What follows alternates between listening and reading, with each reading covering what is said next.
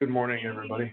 Good morning. Good morning. We're in a super secret meeting across the hall. Oh, really?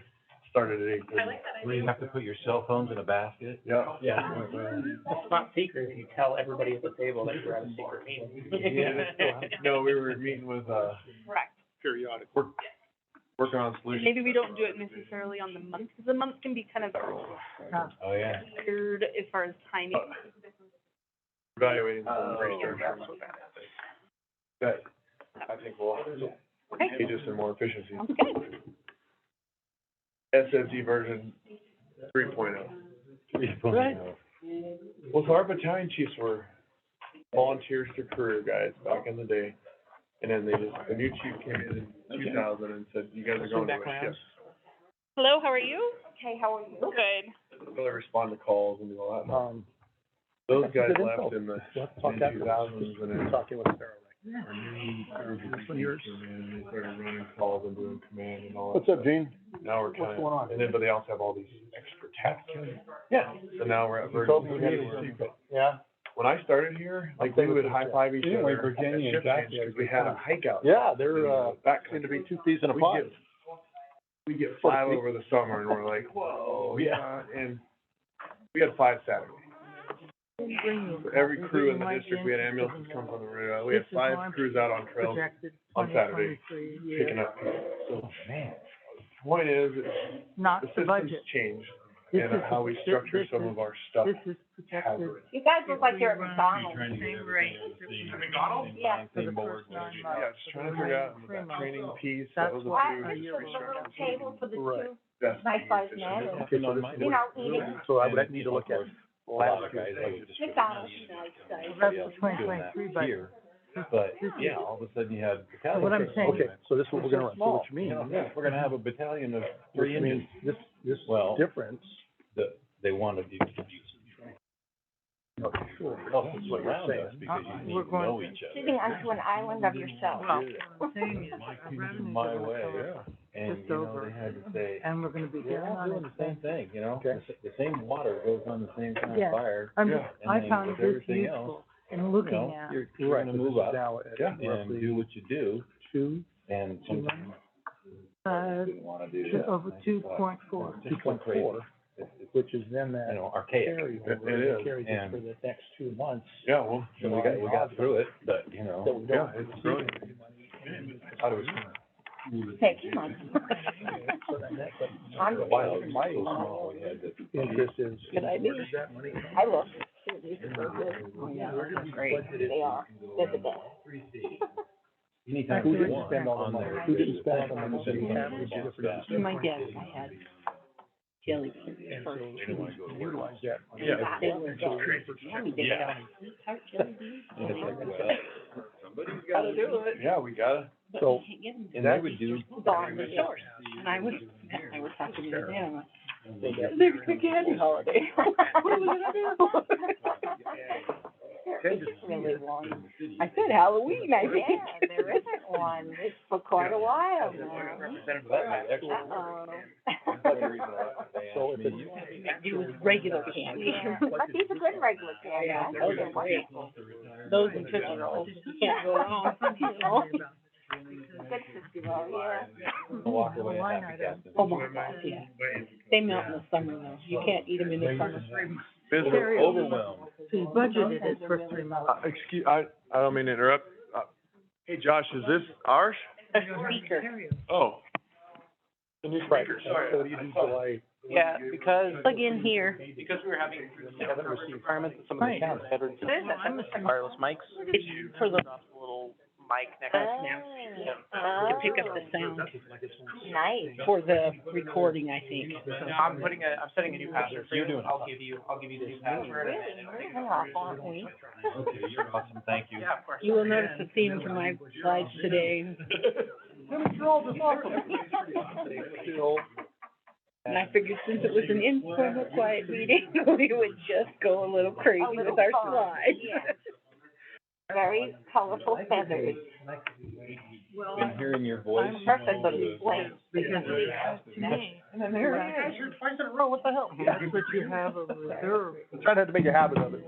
Things like this. Keep us awake. This, Well, that, not all necessarily. the little things, yeah, important. Yeah. Oh, I have one of those chairs. It's the best job in the world, Right. man. We gotta pay him out. Yeah. For that. Well, I understand, you have That's why that, it's like a $21 million. and you have the building fund, and you have all that, but. So, oh, it is 67, all right, good. I was like, it's kind of short, but, okay. Double sided. Yeah, oh, yeah, good, they pay. But as opposed to. Little item, versus a bunch of little ones where nobody. Yeah, There's a lot of blank rows, and then we combined a division. Why don't you go, well, I like it. It was nice. lunch is coming at Except mine 11:30. was really hard to read when I So printed if it. you Oh, wanna this is take a small, short too. break and then everybody That's get their the only lunch thing, it and prints work out through. small. I needed a magnifying glass. okay, Jason, All right, 11:30. Hi, how are you? Thank you, yes, if you could just do that. I'm well, thank you. Hold on. Have a chair. So one of those things. That's the way it goes sometimes. about these chairs, Yeah, on the computer it looked great, but yeah, when I, You know, Kim and I went to. I think mine was even tinier than that, so. oh, you did, Yeah, and tables. No, it's the same. And they're, We'll work on it. they're Oh, because different, They got a big old fluffy, yeah, differently. and they, so these are. Lots about chairs. Yeah, these are 8-hour chairs. Do you want to These go are 8-hour through chairs. an They're explanation of ergonomic, this designed first for office part work. here? Yes. Okay, so. Kim and I evaluated 3-hour We'll do chairs, that. And then we'll, conference room Going chairs. in budget by Big line item. matted butt, and then, fixed armrest, mesh back, and then there's fewer adjustments so you can get in a stable position and they don't get all willy wonka. I said we should evaluate 1-hour chairs. That's from a. Sure. just have a massage There you your go. back. We'll look, Kim, I'll bring you the heat. It's the right. Okay. Ask. Yeah, you gotta ask. That is a special big permanent chair. yeah, they had big, it was too big though, you felt like, Lily Tomlin in the chair. Then you also can only fit so many. I actually get that reference. No, you do. Okay, are we all set? ready. We're ready, we're ready? Just 1 minute, let me get my glass. Okay. There you go. That's a good idea. And we've got labor here, so Dave, you wanna come on in a little closer and be part of this, or you're happy where you're at? Well, my arm's not what it used to be, so I can't quite reach when I throw stuff. Don't hit the lever that pulls your table up. Look at that. That's the, Over here with no table, got a table. Okay, that's thank you. the, eject panel, so stay clear of that. So Miss Robinson has she's working on some family stuff, and then Dory's out, she's at a physician's appointment, hopefully for some clearance today. Okay. That's what she's hoping for, so Kirk is representing, and then I asked, David is here this week, and so I asked him, come on, pop in so you can hear it firsthand, and maybe offer perspective if requested. Very good. All right, well, let's go ahead and get this meeting started. Meeting is now in session. Let's go ahead and pledge of allegiance. I pledge allegiance to the flag of the United States of America, and to the republic for which it stands, one nation, under God, indivisible, with liberty and justice for all. Thank you. You may be seated. Okay, well, welcome everyone to the fire board workshop for the budget for 2024. We had a lot of success last year in reviewing it, and a lot of questions to rest as we went through page by page, line by line, and fortunately, it took a fraction of the time that it could have, or we all thought it would have. And so hopefully we'll beat that record today. We do have lunch coming in at about 11:30. So, I think it's pizza. So we could either break for a few minutes, get our plates and continue, or take a 20-minute break and pick up after we're done. We'll play that by ears as the morning goes along. We're gonna go ahead and start the meeting with an intro into the budget, with Sarah from JVG, and then we'll go into the, actual line items. With us is, Dave Rodriguez from 3690, right? And, with Kurt right next door, so there you go. So any questions we have as we go through this thing, just interject and we'll move right along and, get through it all. Okay? So Sarah, it's all yours. Chairman, good morning. Mr. Chairman, members of the board, in your board, or in your packet, you will have the fiscal year 2024 budget as it stands today. Just a quick couple of housekeeping items at the front of the page or at the front of the book is really just the first page is the operating budget broken out for each of the different divisions that we have. So as you go through the budget document, this is how it kind of flows. So the first one we'll review is fire chief. Underneath that will be the fire board. I will make mention we need to clean that up on this pension board because we did make some changes to that. So we'll keep moving down that path. So that's kind of your table of contents of what we'll be discussing today. And then the next slide is the current roll-up right now is the draft, high level of what our property tax revenues are, both for real estate as well as FDAT tax, what our non-tax levy revenues are rolling up at right now, which is broken up by the communications, ambulance, non-district fires, and then other income. And then our expenses broken up by our major categories that you guys are aware of, with our personnel being the largest, and then into buildings and land, vehicles and equipment, and so on. And then finally, it walks through what our other sources of financing are, how much we have going to capital right now, and then our funding from to reserves as well, for a total budget of $23.5 million right now, with our assessed valuation and what the estimated tax rate would need to be able to support the current budget in front of you. The next couple of pages are just the more detailed roll-up, or more detail of what you saw in that roll-up, broken out by account. This is our account structure, our GL account structure. So again, broken up by our tax levy revenues, our non-tax levy revenues, and you can see now the detail within there as far as what's making up that other miscellaneous type revenue that was broken up. And then in our personnel and wages, you can see our personnel costs, you can see our total wages, employer taxes, and then all our benefit costs as well. And then moving on to the next page, again, just more detail of that first roll-up that you saw in our building and land, vehicle and equipment, communications, IT, travel and training, and then finally, the managerial expenses and our other expenses.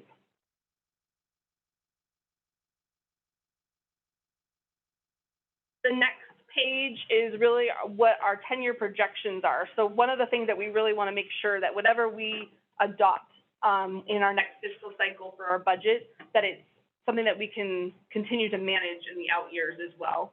So we look at it from a 10-year projection using some estimates of what we think our assessed valuation will grow, and then also our costs associated based off of our historical spends that we've seen.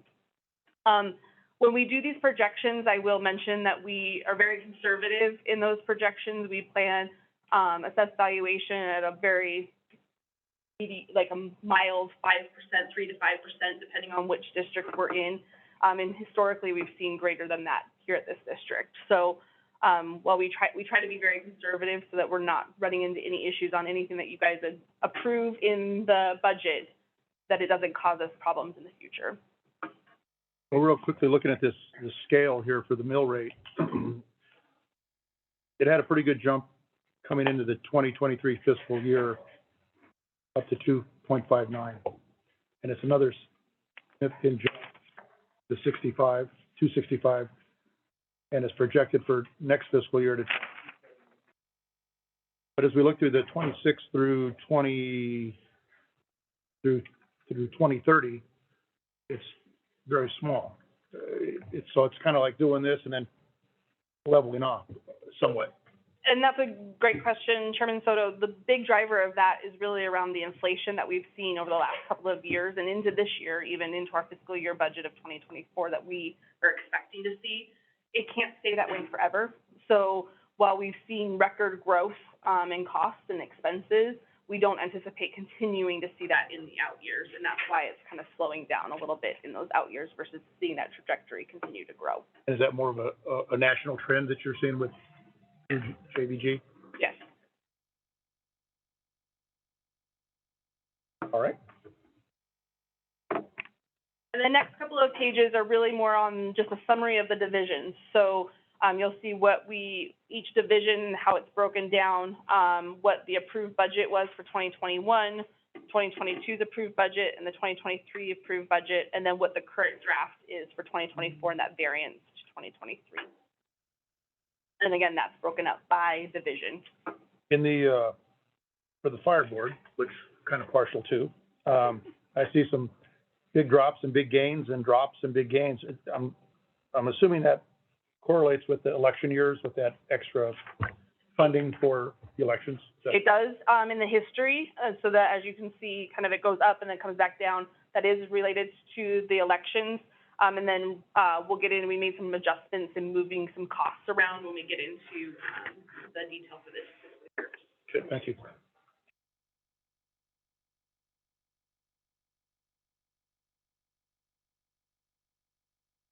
And just additional, divisional looks, and then finally the last page before we get into the divisional budgets, is just a summary of kind of that roll-up of all the divisions, what our reserves are, capital funding, and what our total budget is. You know, for this here, the last page of the operations division, it looks like, and probably Chief Coyle can answer it, helicopter ops and wellness, looks like took pretty good cuts. Is that? Yes, sir. So in helicopter operations, there are PPE things that have shelf lives that for the next couple of years, they won't need to renew. Specifically, the ballistic helmets that they wear. And they bought a couple of them a year and then they won't have to buy them for a period of time. And in wellness, it had to do with the cycle of replacing equipment, the treadmills specifically. And then they have their anticipated life is such that they should be able to knock that down a little bit the next couple of years, and then they will be. Or start Have to start replacing them again. That's correct. Okay, thank you.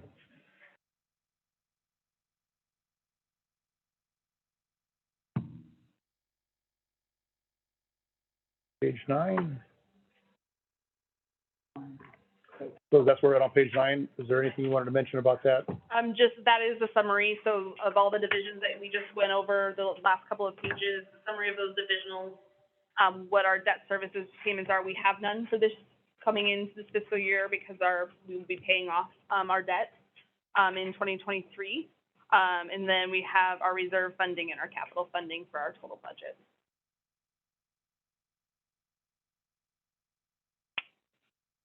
To page 10, we'll start with our divisional budget. Okay, does anybody have any further questions for Sarah as far as the review of all the introduction? I don't have a question. You don't, okay. Well, just a question, I have several questions. Probably one very basic one. The assessed value, I'm assuming, comes to us from the county? Correct. They're telling us what they're projecting. Okay. The next thing I was questioning is, it looks like the assumption is that ambulance services are flat. Correct. That seems like a big piece of our revenue that's been growing. Why are we projecting flat?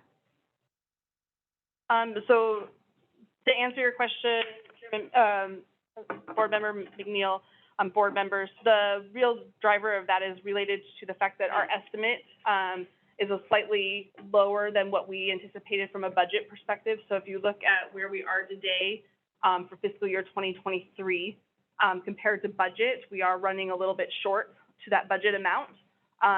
We do have some things at play as far as the rate adjustments that will come in play, but with payer mix, it's about a 2% maybe at the most that we would see an increase in. So from a conservative perspective, the fact that we are rolling a little bit low for 2023, and then that small growth that we might have for the rate adjustment, we just didn't feel it was something that we could plan on having additional revenue from budget.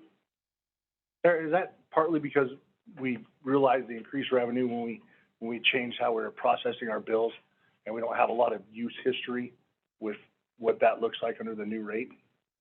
Correct. That is absolutely correct.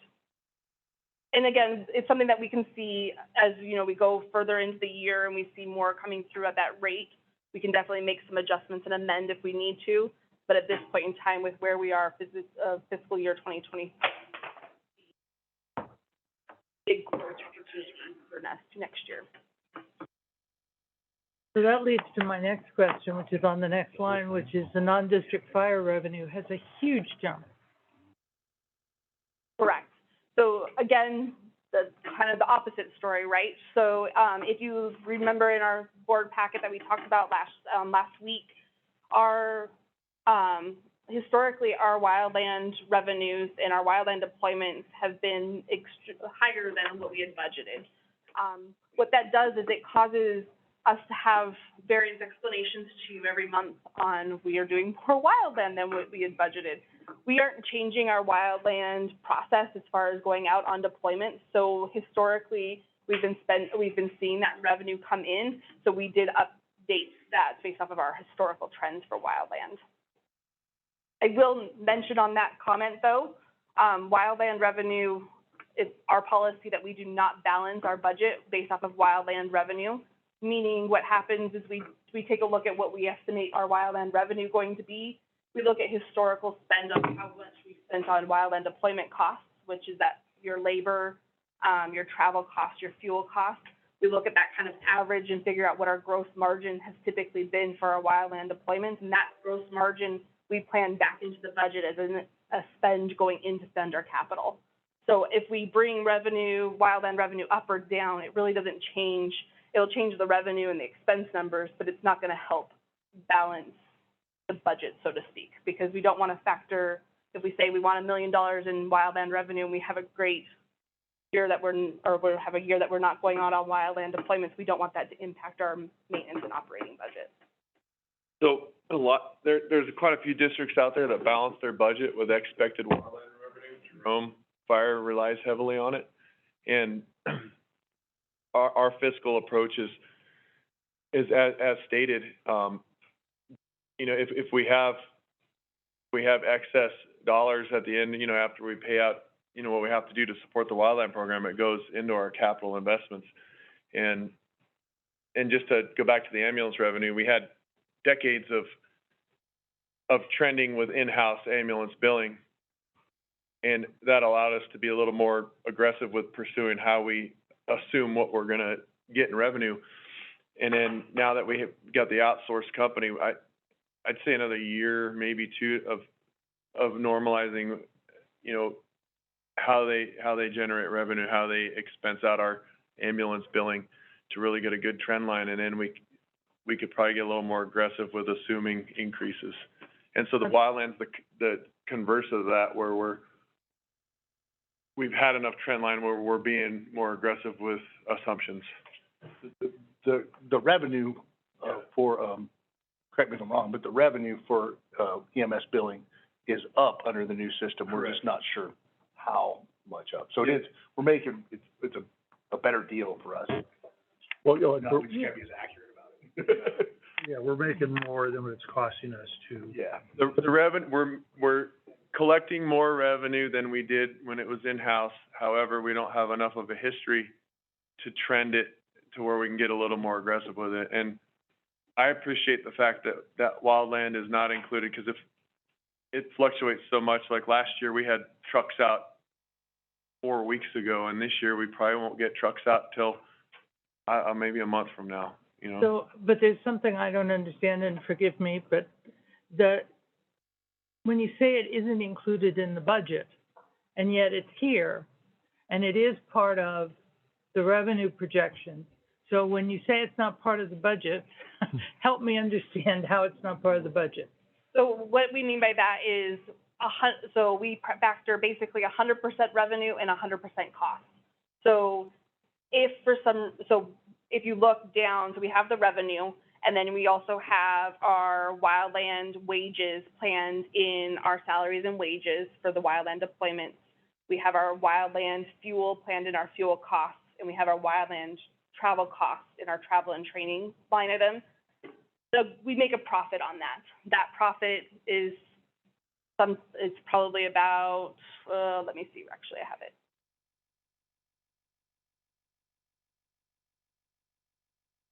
Actually I don't have it on me, but it's about, say, 58% revenue margin on it. It's great margin. what we're saying is that we're not letting that flow to the bottom line to be absorbed by other costs that are part of our maintenance, ongoing maintenance and operating. We're gonna take that 58% of margin and we're gonna push it into our capital plan. So that's what that line item is in the reserve fund, it's got other things in there as well, but that margin of our wildlands, we aren't gonna put it in utility costs or things that are going on, ongoing costs for the district. We're gonna use that to go fund our capital. And, but the level, I'm sorry. No, go ahead, Brett. Well, the level of comfort I have with that is, you all are well aware that we've got some anticipated capitalized expenses that are gonna be large ticket items, you know, the radio infrastructure and station construction, but year over year, as we distribute those funds to capital, you know, and this is hypothetical, just for making a point, but in 2-3 years, we have a couple banner wildland years and we recognize an excess of revenue transfer to capital that we didn't anticipate. It's the board's purview to authorize using those dollars to offset what we may be projecting in years to come. So it's for lack of a better term, a safety net or an opportunity to give us a little bit of bandwidth, you know, downstream, you know, hamburger today for $1 tomorrow, however you used to say it. Right. But I got one more piece and then, the mix that Sarah was talking about, if we send a lot of overhead, we send a lot of people out, like myself, Todd Miranda, whoever is going out in a POV, there's a very small margin on that. The engines, there's a much greater margin. The way I always kind of looked at it when we're talking about these numbers is that once it goes into capital, basically there's a year lag in the fact that if we realize that, hey, we've got more in capital than we need, that we can adjust things down in the overall budget for the next year. But we do that based on what is known from the previous year, not based on what we anticipate for that year. So it's just kind of a year behind, really. So, all right, I'm just gonna put it in a slightly different term, make sure I understand it. Because basically, you're putting the revenues in, you're putting the expenses in at the real, and when it comes to allocating out the budget dollars, they go into capital, they don't go anyplace else. But they still appear in the whole budget. Yes, they absolutely appear in the whole budget. It's just that it's not used to fund other ongoing expenses. It's used 100% to fund capital. So you're not dependent on that projection to fund the operating budget? Correct. Dependent on meeting the projection, I guess. Question. Yeah.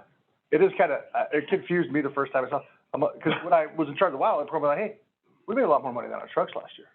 I know it went here. I'm like, but why did it go here? And I was like, well, I think with the winter that we've had, we're probably gonna have one of those exceptional wildland seasons coming up, just based on things growth and I think maybe over. it'll be a Southern Arizona show. yeah, fast grass fires, but those don't tend to get a lot of resources. Where fires in the timber, we can camp on them for several weeks. Okay, thank you for that. I did have one other question.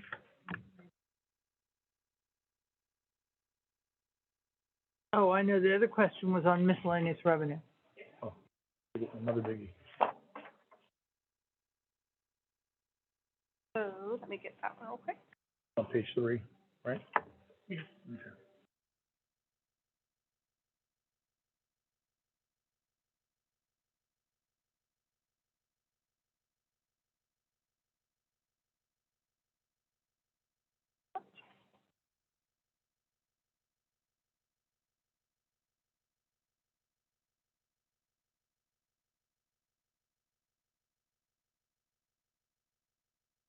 So the real big driver of that is related to, our retiree health benefits, actually. So as our health insurance costs, we have, retirees that are part of that healthcare plan that then pay the district back, through whether it's their PSPRS money, or directly into the district, with self-funded. So they are part of the health insurance plan. We give them, like a premium that they pay back. With our health insurance costs going up, that's increasing, as well as we have some increasing in our, let's see here, what other ones do we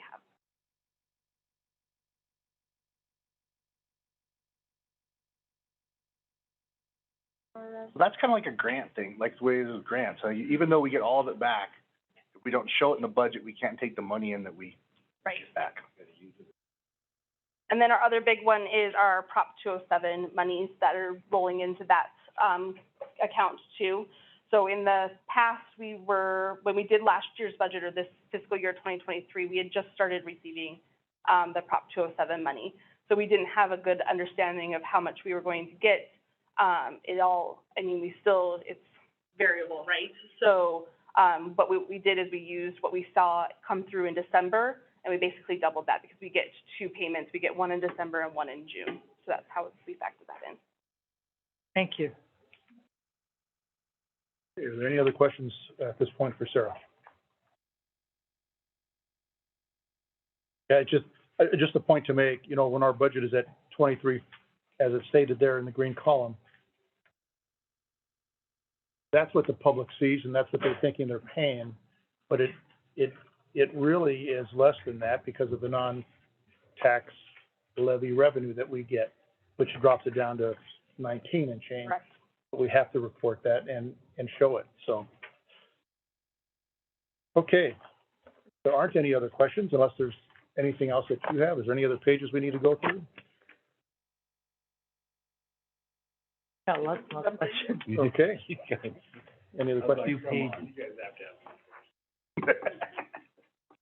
Well, I have one question. I'm just gonna dive in. When you were calculating the salary and wages, what was the COLA that you built into that? The COLA right now is 4.6, I believe. 4.6. Is that what we discussed at our last meeting? Well, what I asked JBG the numbers presented were at 4.6. I asked JBG to run. Historically, we haven't negotiated COLA with our labor groups. It's been the SSI COLA. So I had JBG run the numbers for an 8.7% COLA, which is the Social Security COLA, and then the 4.6 number came from what is recognized as the federal government COLA for this year. And the reason I did that is you can plug in any number you desire, but I wanted to anchor into a recognized system, if you will, rather than just have a non-defensible random number pulled out of thin air. And so, as described, these are the numbers based on a 4.6 COLA. And like I said, our labor groups, in the past, we have gone with the SSI COLA. And so that obviously is a substantial change to this bottom line. And while labor is here, give you an opportunity to comment on that without giving away any strategy that you may have with negotiations. Yeah, thanks for asking me, Mr. Chairman. When it comes to costs and expenses and what we're experiencing, not just in Arizona, our firefighters are not immune to that. Travel to Sedona from different regions of Arizona, if we make Sedona the centerpiece, we come from all over Phoenix, Prescott, Flagstaff, the Verde Valley, and so on. And the reason we do this is because Sedona's always been competitive. And for the 18 years I've worked here, in most cases, Sedona has been competitive and has made the changes to keep its employees well paid, good benefits, safe working conditions. That's the goal of labor, to maintain that. I think anything less than an 8.7 tells our firefighters that we don't value them as much. I think anything less than 8.7 tells other firefighters coming in that we're not going to stay competitive when they get later into their career.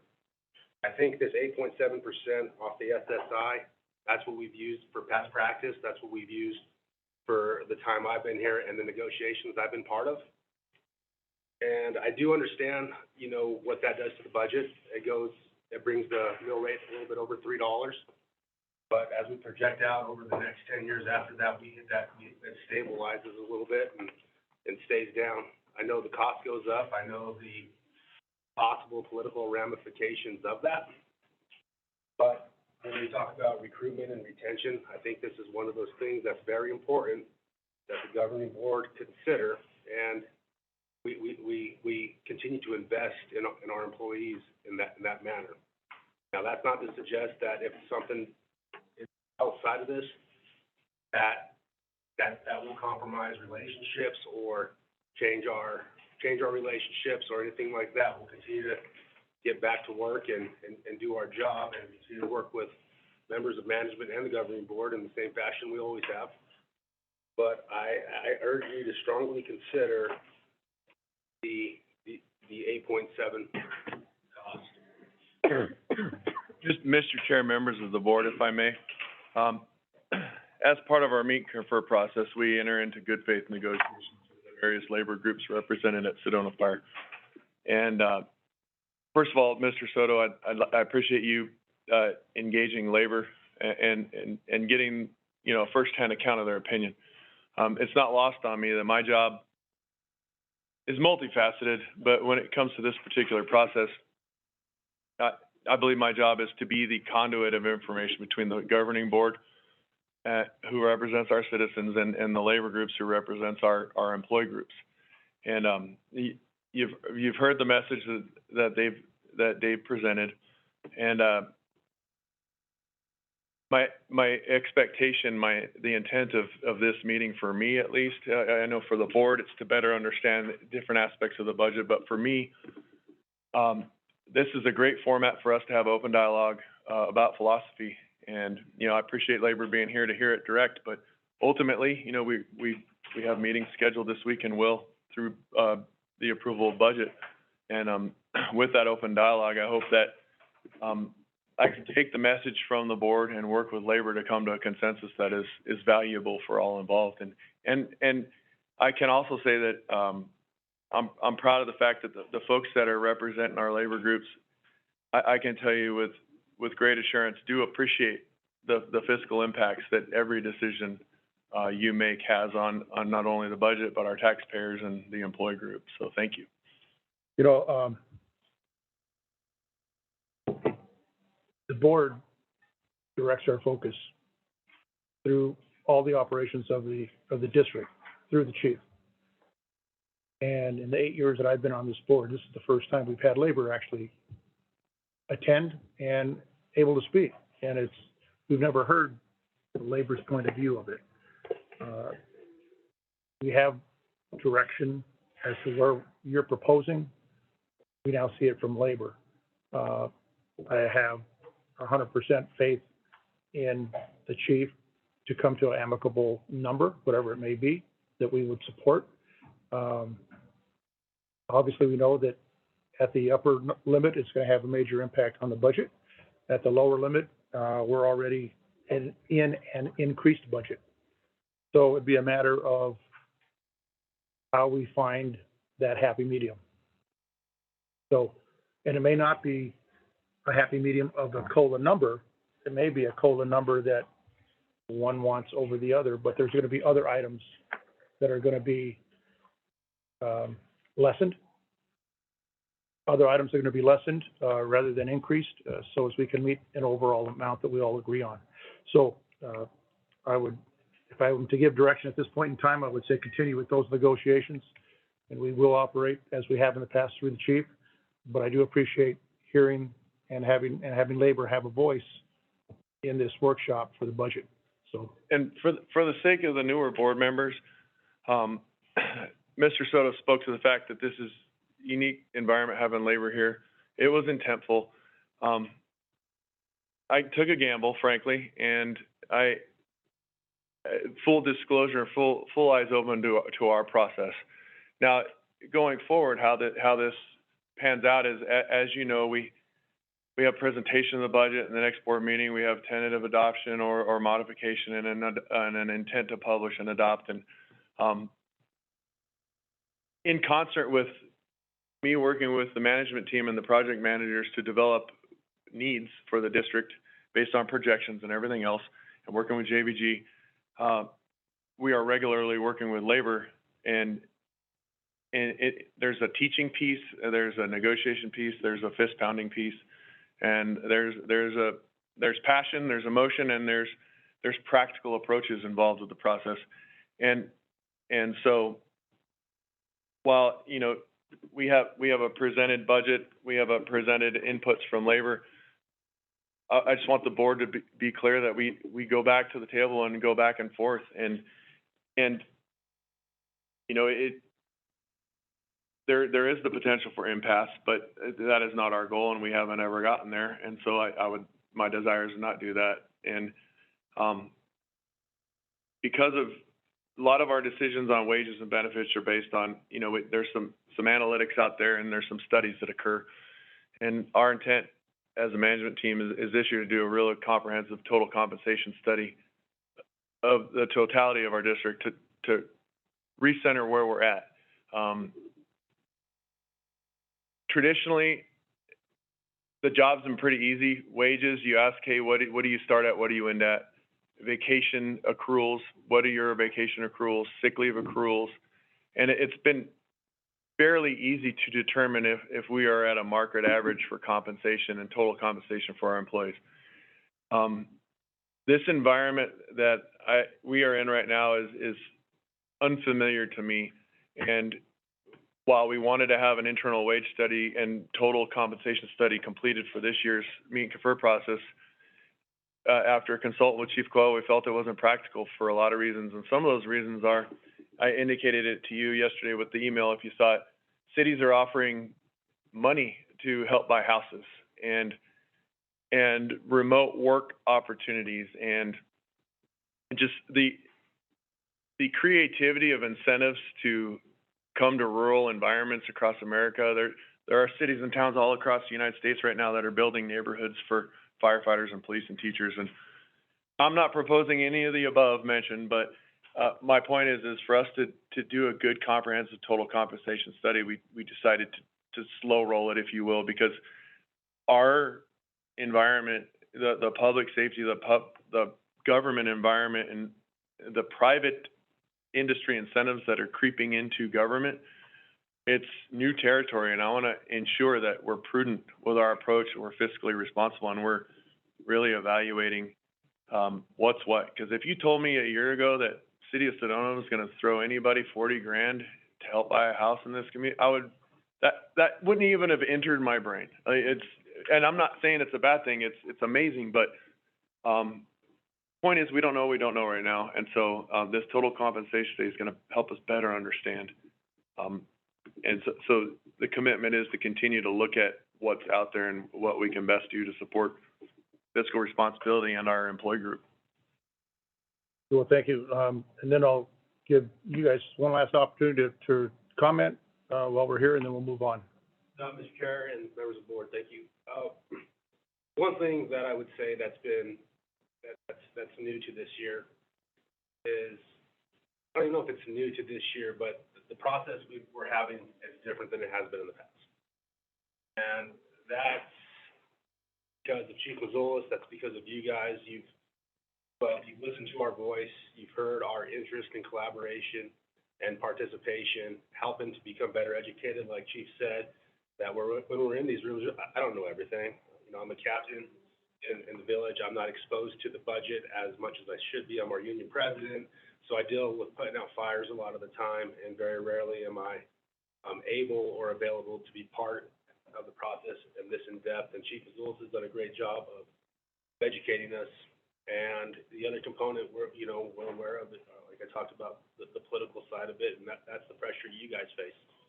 And we're not in a position to do now. We want a COLA at all costs. You deal with the ramifications. I hope that wasn't the message that I sent earlier. And I hope you didn't feel that I was unappreciative of all the hard work all of you have done over the years to support our firefighters. I want to make sure that's clear, that I value the relationships we built. I value the opportunity to participate in a budget workshop and to continue having the meet and confer process.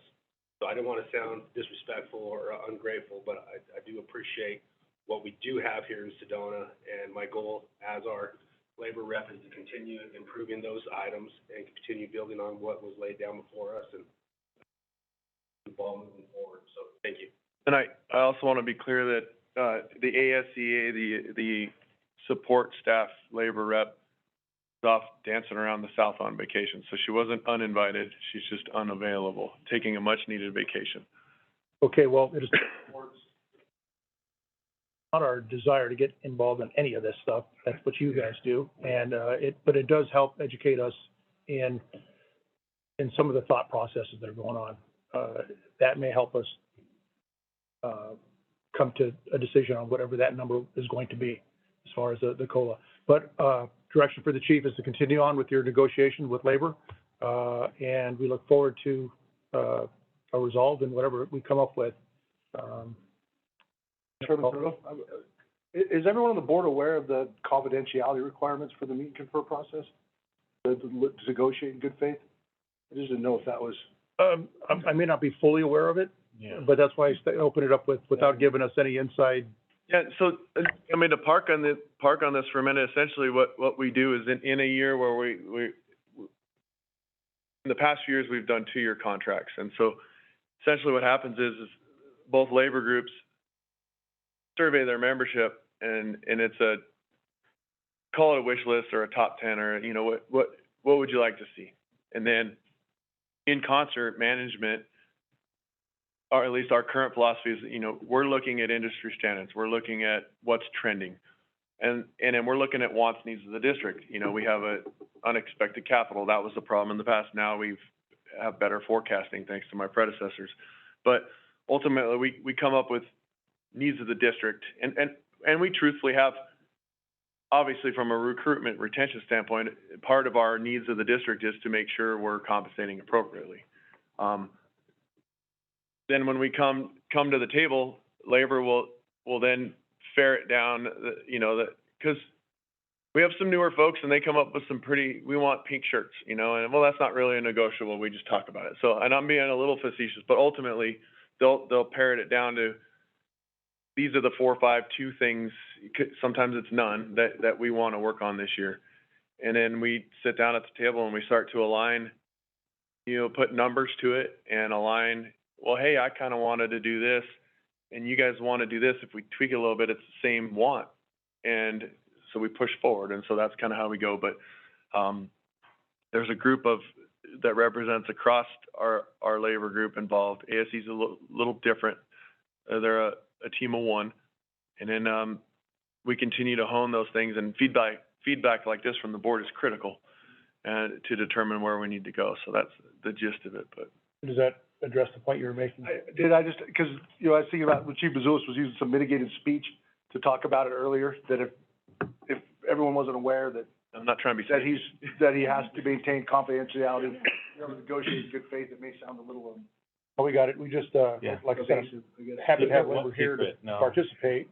And, obviously my interest was not in to have any kind of insight to strategies and what you're going to give and what you're going to take and vice versa. But just continue with your good faith negotiations as you do, and we appreciate it. And hopefully we come to resolve on where we're at. Well, and to Dave's point about it being a little different this year, that's his perspective. It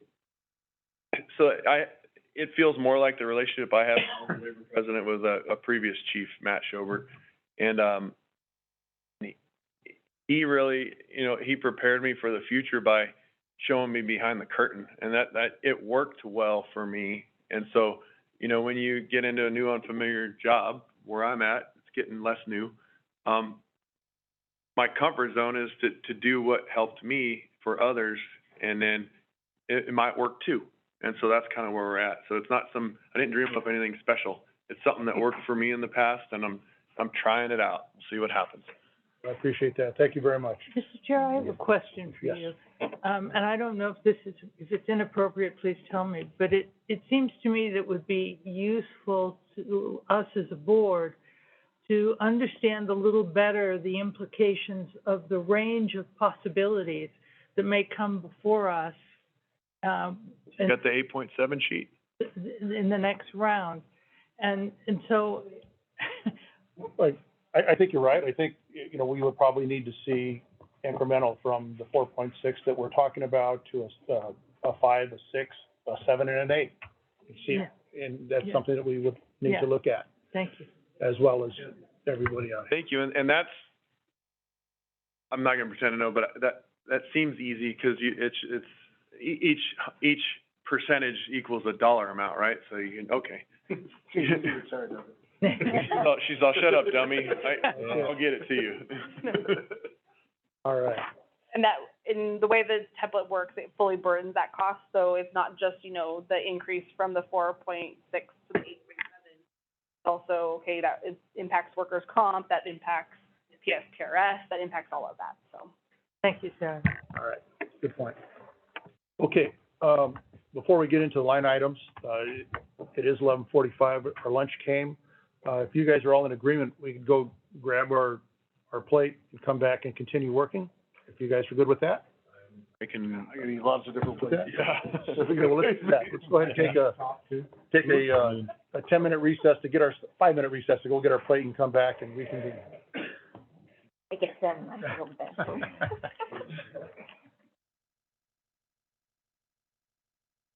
Sorry. So hard to listen. Gremlins and. Is your chair dragging? They're all dragging. They all drag, yeah. We thought they were warranted. Michelle, a year ago, asked her, I'll have to follow up. She said she's getting with Staples because they had like a lifetime warranty. Well, that's what we heard too. Yeah, but it's been like a year. Yeah. Yeah. Can we get some gliders to put on there? Another wheel? No, it's just, it's like. I think we got costs.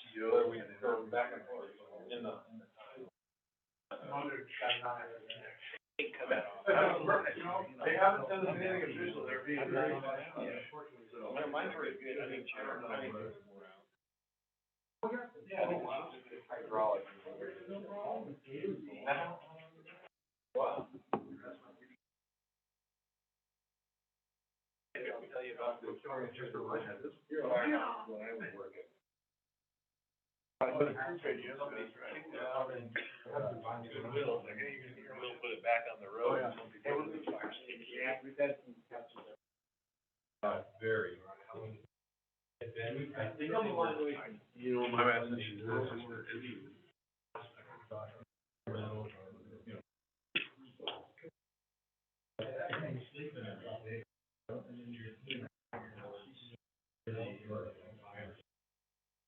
well, if as long as John, which would be well worth it. Thank you. What just happened this time? He might not be heard. He confirmed, right? So as long as Carter and Josh are there, I feel that his message is well represented.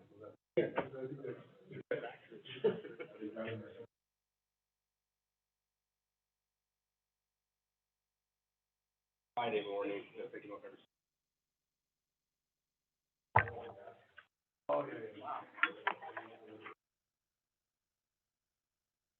Ironic, we would have pizza. I have a temporary one. Oh. That's the one thing.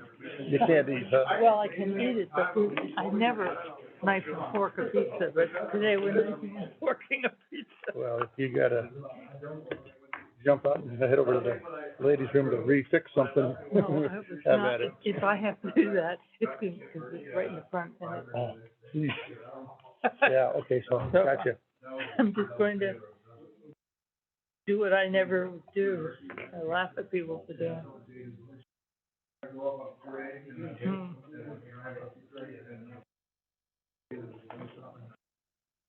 So far, so good. There's some good questions, hopefully good answers. That's 5 years, it's never happened.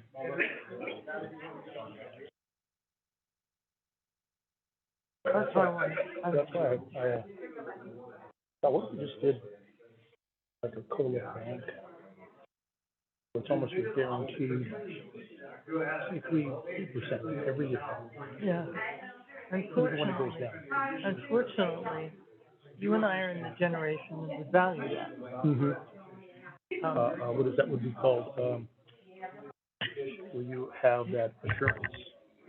Well, unfortunately, there, They need everything they can get. yeah.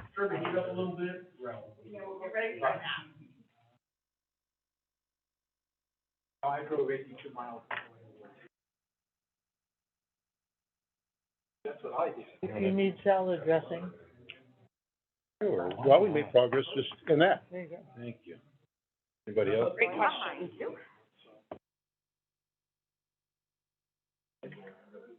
Boy, what a nice spread, unexpected nice spread.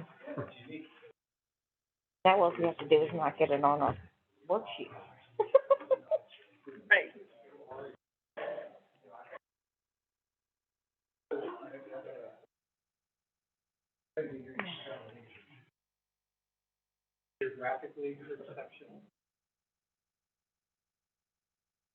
This is where these guys are gonna look well. Yeah, I think I'm gonna get 2 slices, or I'll get up, and that would be rude. With that expectation. Yeah. I think that's why I thought if we could look at it and see it, Mm-hmm. he's gonna see the implications of it. Mm-hmm. They all. Okay, what do we lose? Mm-hmm. Oh, it's really good when the salad's on the pizza. Is that right? It is, yeah.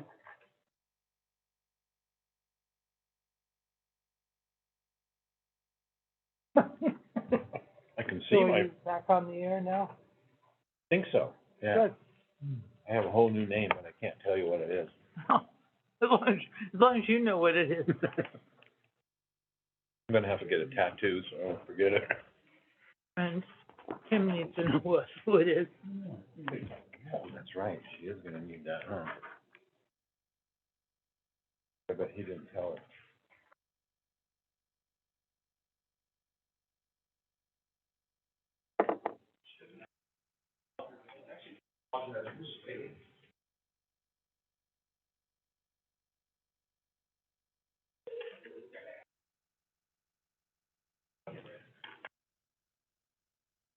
We actually had some exciting, hold my breath forward momentum as it relates to capital.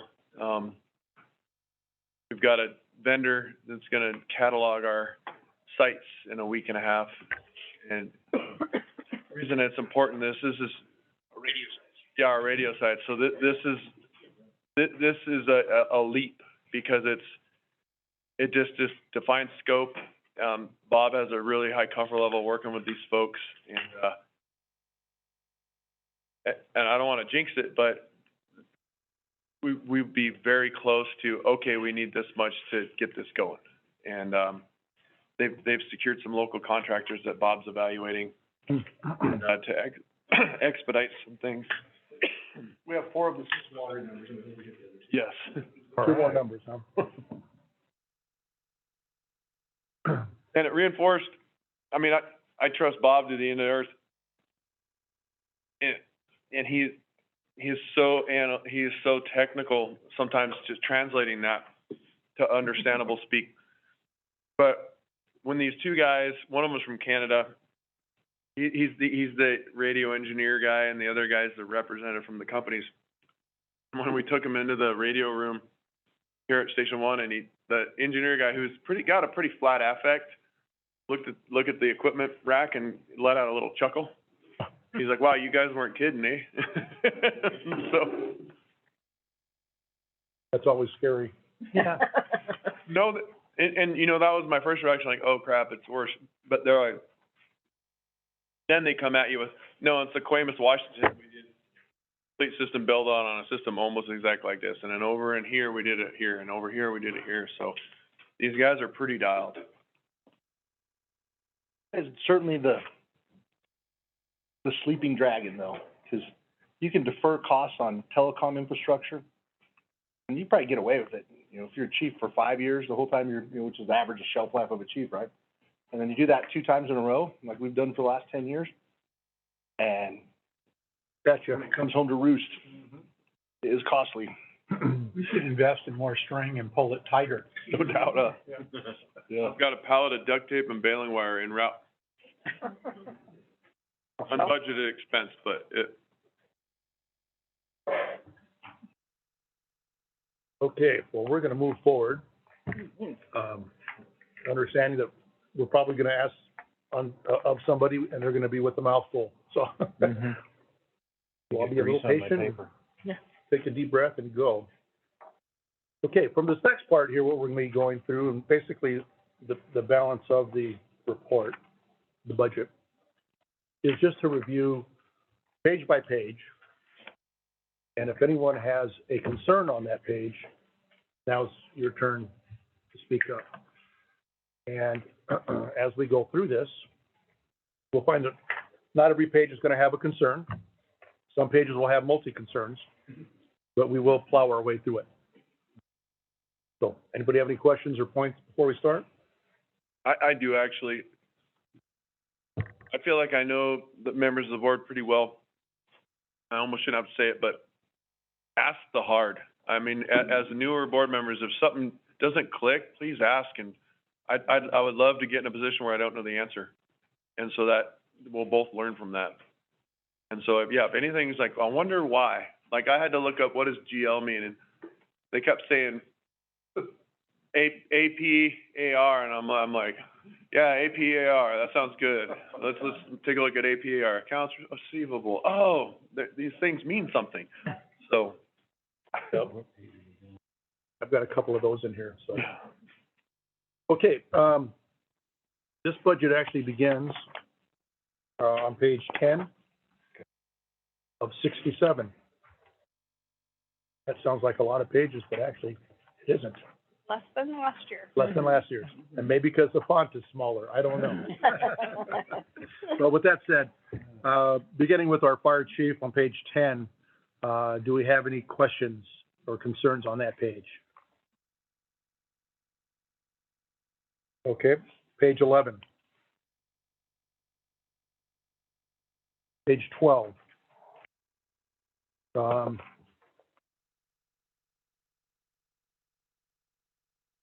I've got a need to have it explained to me on page 12. Our professional services went from 40 to 83, and are this year budgeted for 30,000. Could you explain to me why the ups and downs and why it is? And I think it falls under the legal expenses. Chairman Soto, that's a great question. So the first one is the election costs. So the election costs do flow into that line item. That is account number 7180. You'll see that we have an election in the 2023 budget, but we do not have one in the 2022 and 2024. So that's predominantly the driver of that. In addition, the legal expenditures have gone down from a budget perspective, but that is strictly a move from legal in fire board into HR. So when you get into HR, you'll see an increase in professional services there. So what we attempted to do is, I don't do generic well, and based on the recommendations from JBG, we better defined what we're spending for legal expenses. You know, we just had it lumped, and this is specific to this, this is specific to this. Gotcha. So that distinction was employment law versus open meeting law. Okay. Okay. Page 13, any concerns? Now page 14. On page 14, I've got several questions that run throughout the report or through the budget, all pertaining to the same thing, and that basically is, for example, on line item 5010 on page 14, when we have multiple positions within that division, I think it would be helpful for the board as we review that to have those positions called out individually with their totals to the right, so that we could see, rather than lumping them all together and seeing this huge number. Understood. Is that easy? And then that usually will be consistent with the salary schedule, that there's those positions, but maybe the numbers might not equal up based on step levels and so on and so forth. So if we could, throughout the document, if we see multiple positions in a particular division, call them out. No, so, sorry, of course, like you said, right, when I take a bite. So as a point of clarification for Sarah, I appreciate you're referencing primarily the support services divisions, but in operations, would you want BCs, captains, engineers, firefighters? And then in those broad categories, and we know that they're going to be either an average or a total that isn't going to add up over here, but at least we could see it called out. Okay. All right. And not interested in names per se, just positions. Oh, yeah. Okay, page 15. Page 16. Here again, on line item 7050, you mentioned employment law. Yes, sir. Yeah, we have it budgeted for that amount as it shows us, but previous years, it's not at all.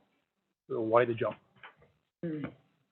So Chairman Soto, that is a great question as well. That was part of, overall in the fire board line item.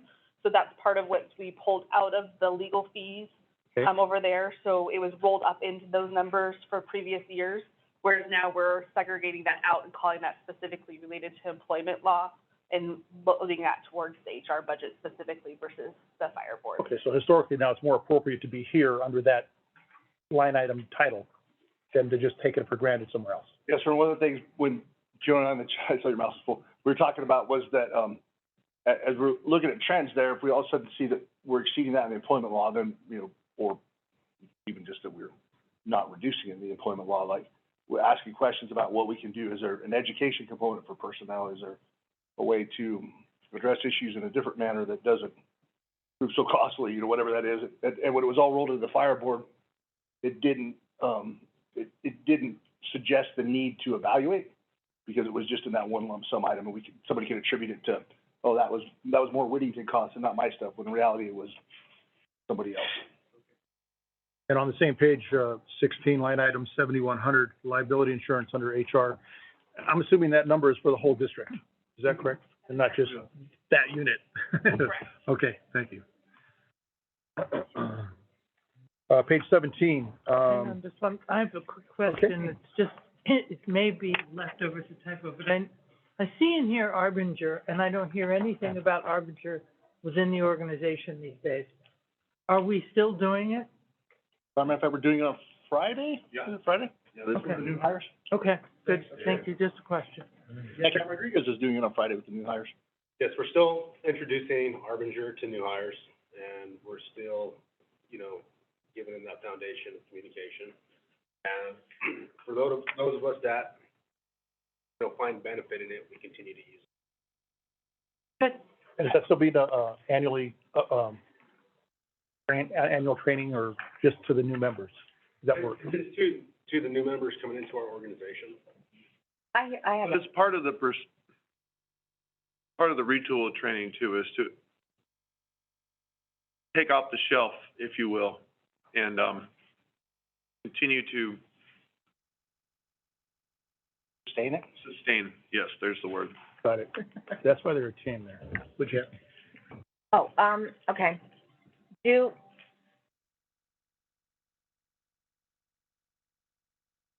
I'm terrible about wording things. With Arbinger and the cost of it, do we get enough benefits out of it to warrant it to keep going?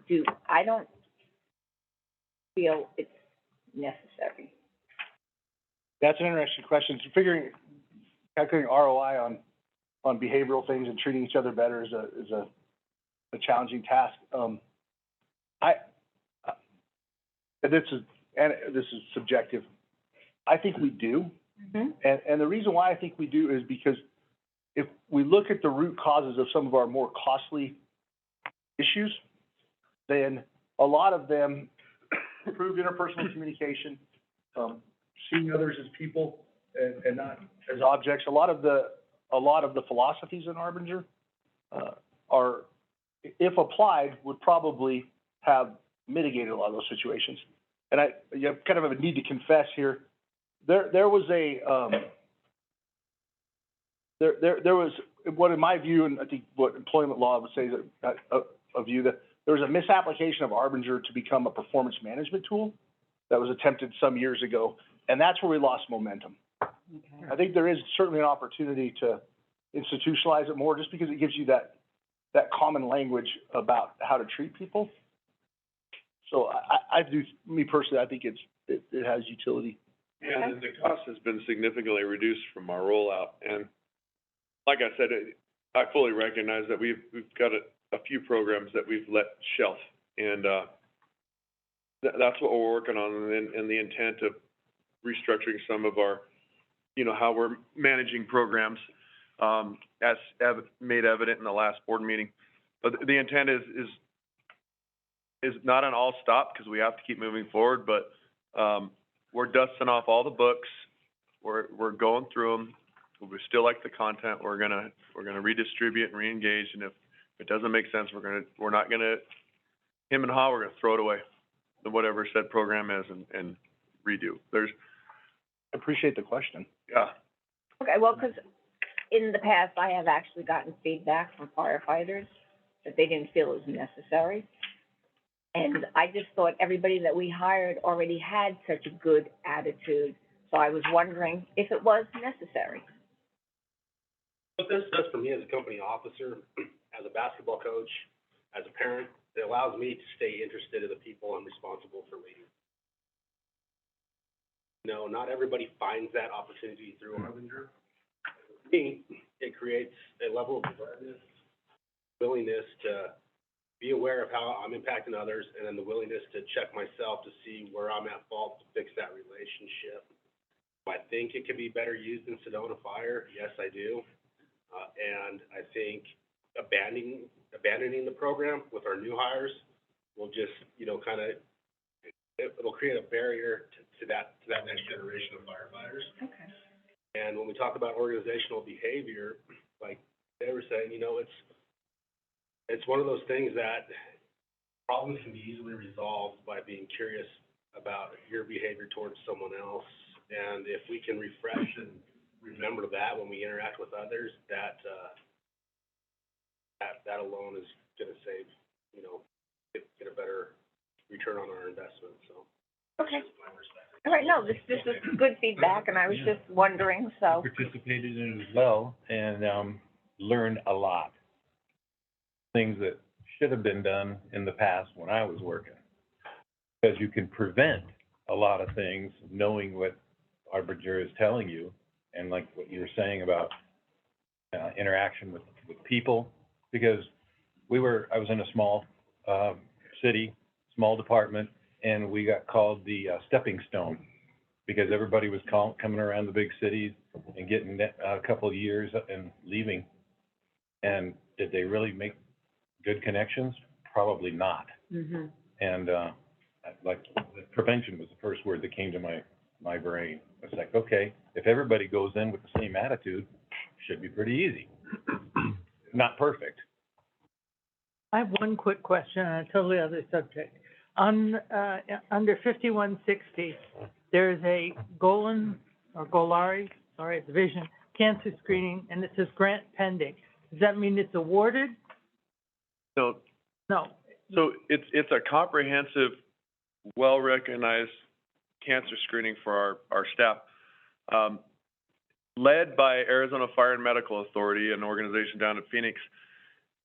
They wrote and looped in a big chunk of the fire districts in Arizona, and as stated, we're waiting approval of that grant, and it'll fund that screening, which is pricey.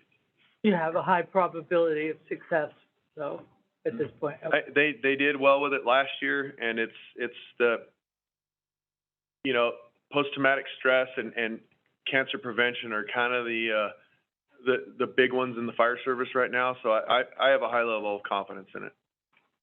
Sarah, why do we put things in the budget if we don't know if they're funded? My understanding is that regardless of whether that's funded from a capital perspective, it is something that the organization needs. And so while the expenses there, the revenue, if it was grant funded, is not in the budget right now. So if we do get the grant, that would help offset that cost. Sorry, I tried to be funny, and but I think I only got part of what I was hoping for, though. The other part, like, say if we apply for a grant for air packs, and we put that money in the budget, and then we don't get the grant for air packs, what are the options that people commonly explore in that case? So most, depending on their financial situation, of whether their reserves can fund it, then they would go ahead and still purchase. If they're in a financial situation that they just can't, they'll push off that capital purchase to later. If we don't put it in there and we get the money, what then? Doesn't, it's just a variance to our revenue and a variance to our expense. The preferred practice is to put them in there. My thought process on it, and again, this is completely up to the organization, but my thought process is because we are needing it, regardless of whether the grant comes in or not, that's why we want to make sure that we have that expense in there. Because in this case, most likely, even if the grant doesn't come through, we need it, so.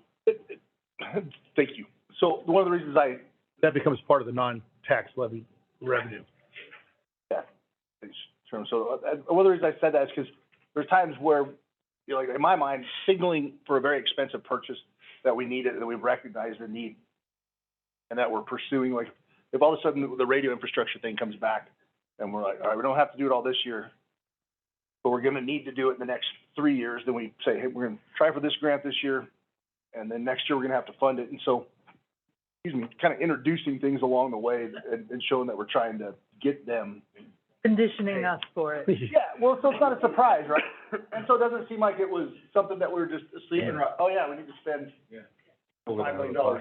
Just giving you a hard time, Jason. That is kind of it, though, you're right, introducing it gently. And by all means, questions just don't have to come from this board. It's anybody in this room. If you got a question for Sarah or Barb the Chiefs, please ask it. Okay, on page 17, if there aren't any other questions on 16, anything on 16, or on 17? Page 18.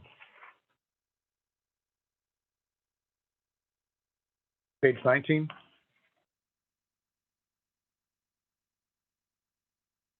'20. And 21.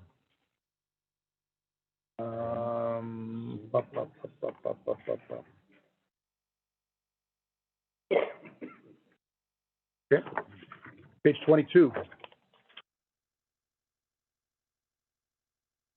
And on page 23. I have a question. Yeah.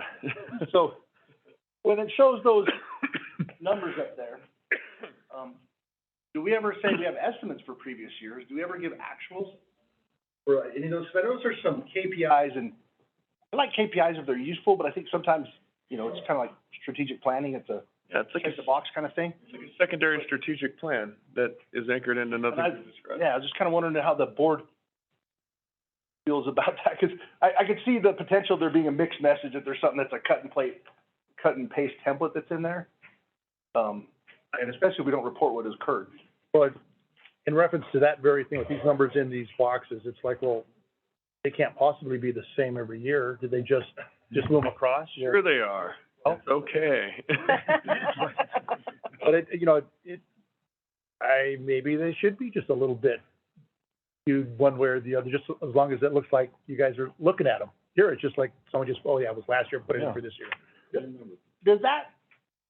Is that helpful in any way?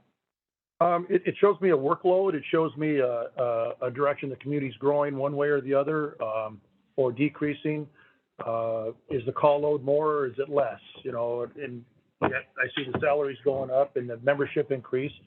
Does it all weigh in balance? That's how I kind of look at that. Anybody else have input on that?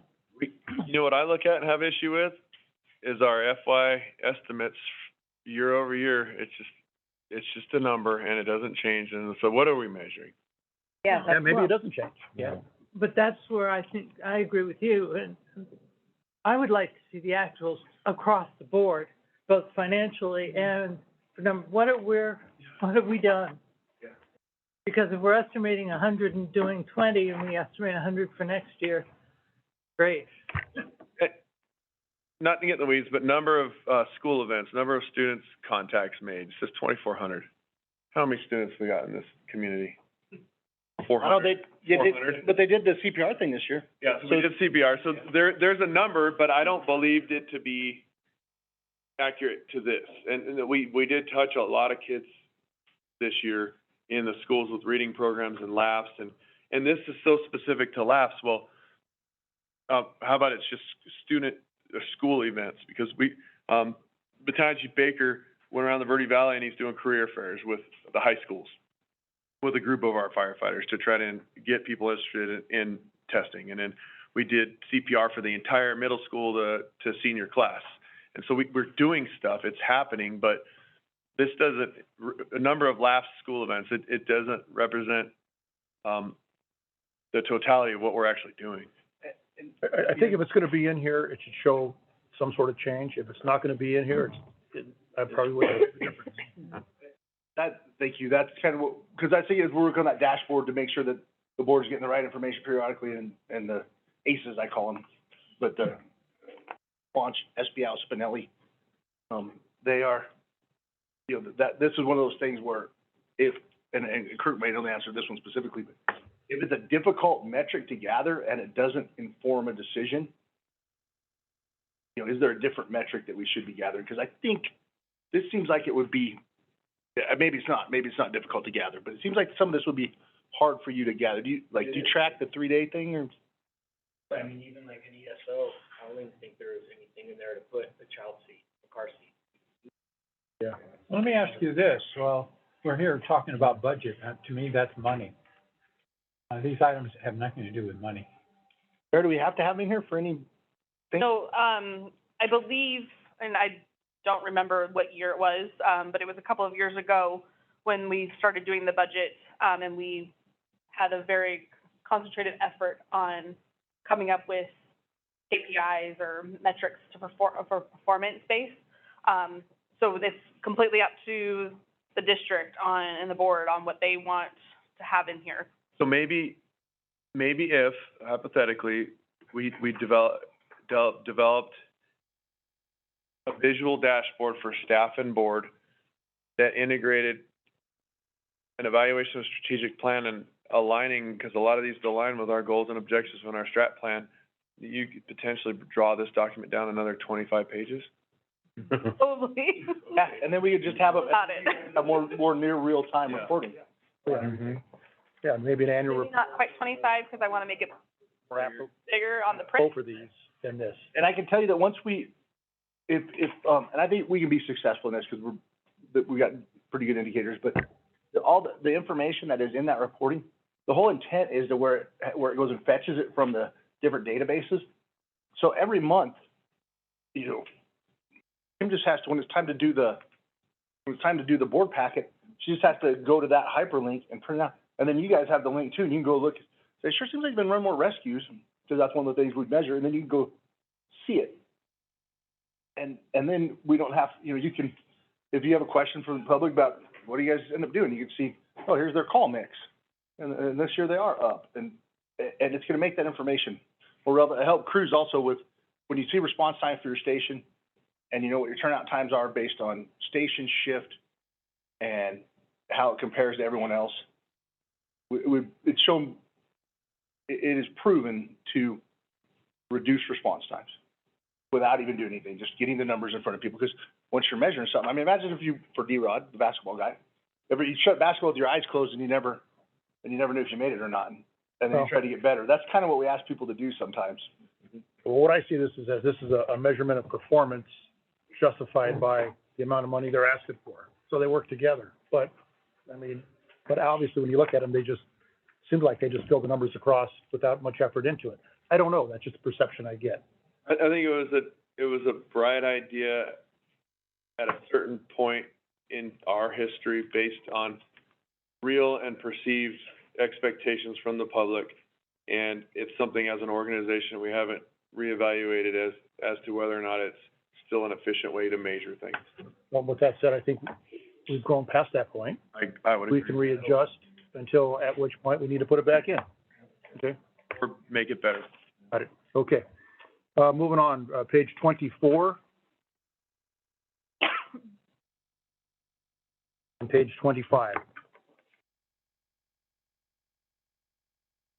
Page 26. I'm looking at line item number 6310 with a pretty good jump from what it was, for what we're requesting. As well as a small decrease on line 6230.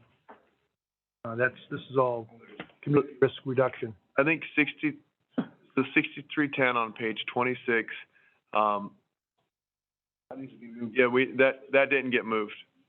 That's, Correct. So it does need to move into IT. We left it in here just because we went and validated if it was in IT's request, and it was not, so I left it in here, but it does need to get moved over to. so this is a mechanism, no fault of Dory's, but as she familiarizes herself with our budgeting process, she saw that her division needs this new equipment.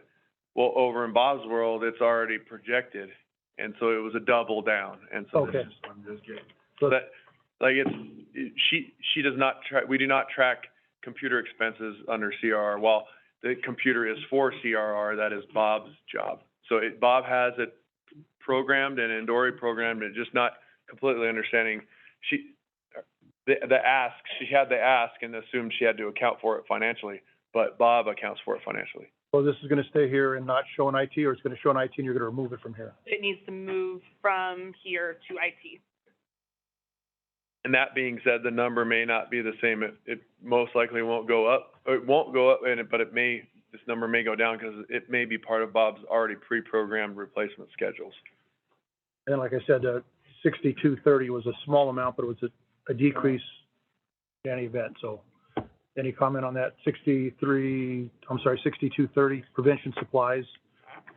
You guys dropped down a little The bit. gate switch stuff, I think it's because you guys, remember you said you guys had kind of saturated, is that the? The NOx upgrades, Oh, the NOx upgrades, yeah. Is that what she put that under? Yeah. That is, okay. Thanks for the engines. Yeah. So all our NOx boxes are NOx secure. You're aware of what those are, so you're familiar. Okay. A lot of them that we have now in our vehicles are way out of date and old. Now, everything now is, Wi-Fi. Engines. The oversimplify it, we have dozens and dozens of gates all around, throughout our community and access points.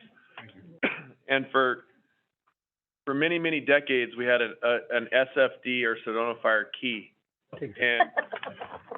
And over the years, those keys some are in the ether. So, yeah, in the interest of security, we changed those gates and those things to a NOx key, which is the NOx key, for those that don't know, it lives in a box in each apparatus. You have an individualized code. It's not a sticker with the SFD code. Each employee has a code. Access that key to access the gate. So we have a tracking mechanism, and we don't have keys out in the ether anymore.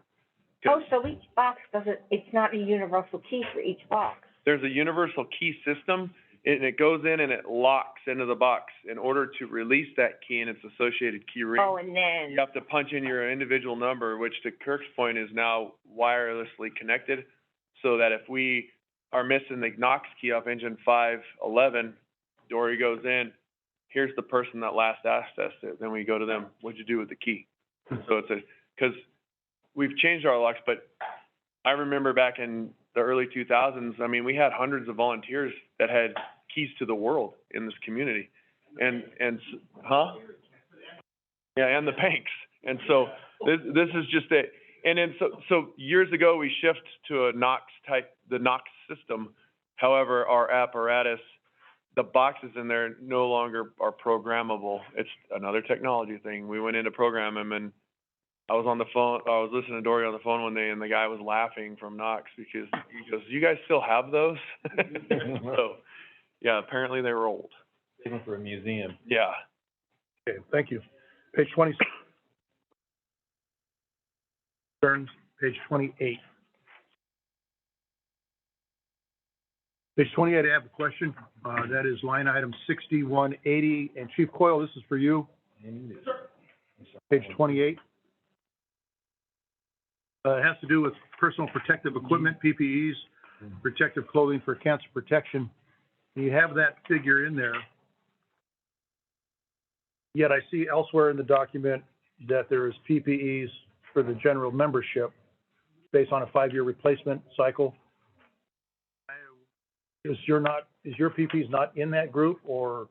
So we have been working with primarily Chief Baker, but to identify ways that we can help reduce cancer exposure. And what we elected to do was, instead of having it embedded in all the other PPE, is have it there, and so we could try different things. One of them was the long sleeve SPF shirts that the crews have. And what my ask for Chief Baker and the other people was to identify ways that within that budget amount, we can reduce the potential for cancer to the crews. So, it was the long sleeve SPF 50 shirts that made them more visible, bless you.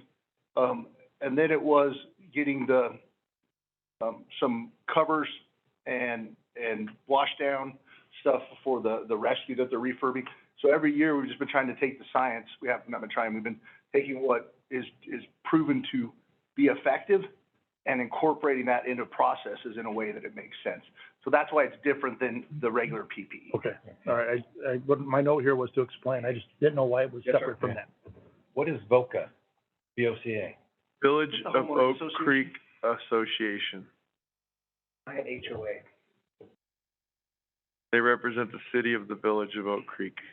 Yeah. I've heard other terms. We have. Not like city. Mazulis, is that the same place that we allow to use our room for free? That is correct. Okay, on page 29, and this gets back to the performance aspect of the budget. When we look at the workload indicators, it's without doubt that our call load has gone up, yet they're just carried across. So it's, is it better to not even have this in there, or to make the numbers real? I think that if the way that we will be reporting out is gonna be based on standards of cover, which is defensible. I just like numbers that I can't justify or explain. My preference would be to not include this, and then to make sure that our reporting document has those standards of cover. All right, very good. That makes sense. Okay, page 30 and 31. I have, whoa, slow down. What is this, under overtime, we now have rank for rank that we didn't have before, and we have overtime. I'm just confused. So, Oh, line item 5020. yeah, so Oh, yeah. for a number of years, we've evaluated our staffing models. Forever we have, but more recently, the past few years, we've evaluated our staffing models. And if you recall, we've talked in the past about mandatory overtime and working towards solution sets to that.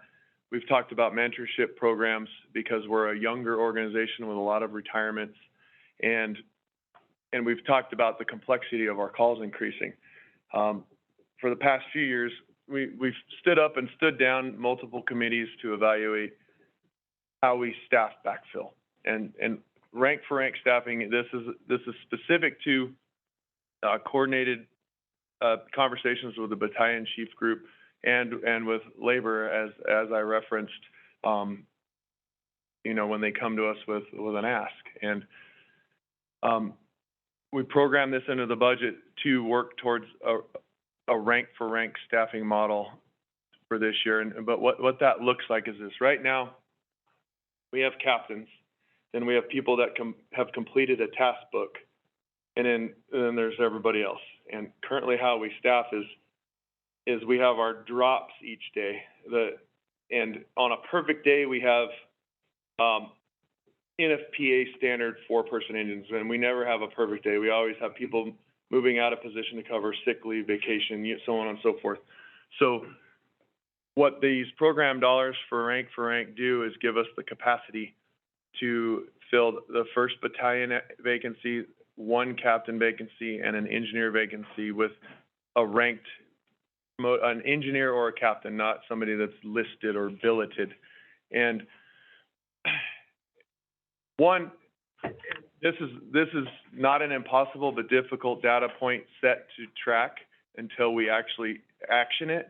We can run all the hypotheticals we want, but it is my belief, working with the BCs and the labor group, and primarily the BCs who manage our nightmare every day of staffing, doing rank for rank will allow us to. Right now, we'll immediately move a listed captain up into that spot on shift and then move a drop up.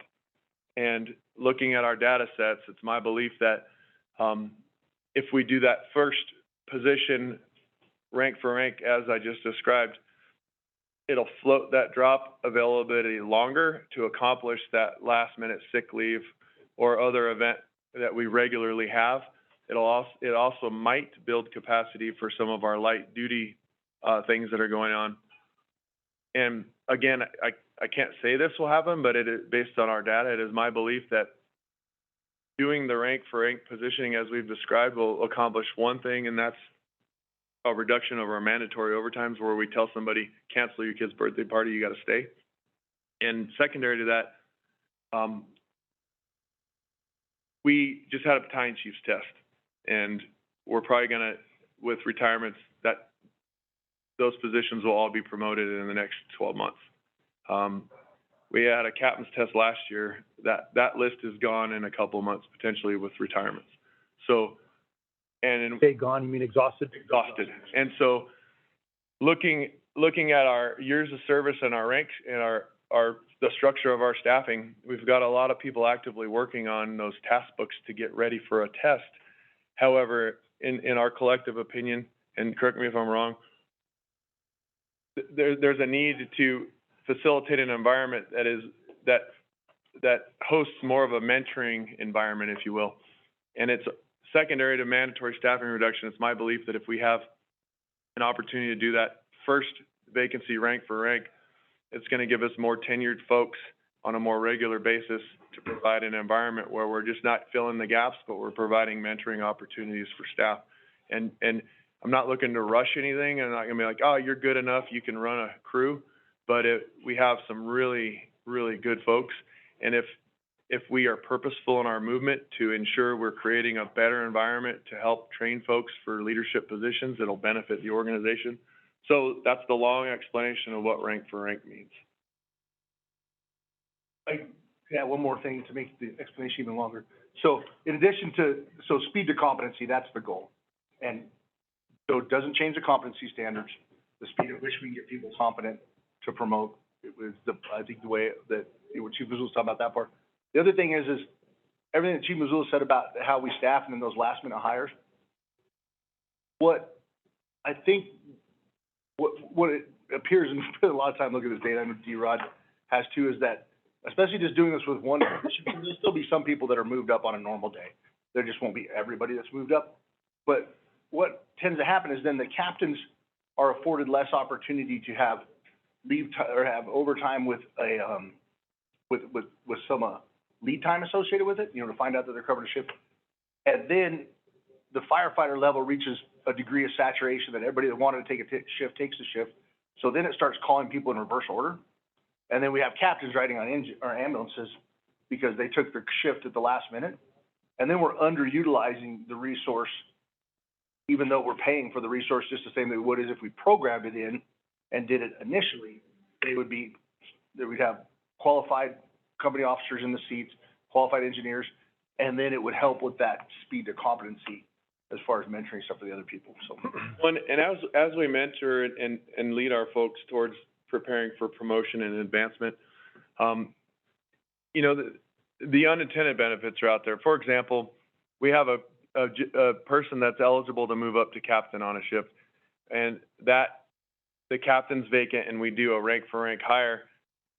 We now have the flexibility that captain can ride in the back of the truck and mentor, get a different perspective on mentoring for that move up with the confidence they have a company officer in the truck with them, and they have a different perspective from a different company officer that's not their normal company officer. So that's one of many examples of why we think this will benefit our organization in the short and long term for a multitude of reasons. And the number we derived from, Gabe has run these rank for rank numbers for a number of years, and we anchored into his recommendations on what to fund it. Now, that being said, I believe our staff understands that if this is an educated estimate of cost, and if we get 6 months into it and we are completely wrong, I think staff understands that we are flexible in our capacity to make changes to arrangements. But this number was derived from consult with JVG and what we think is,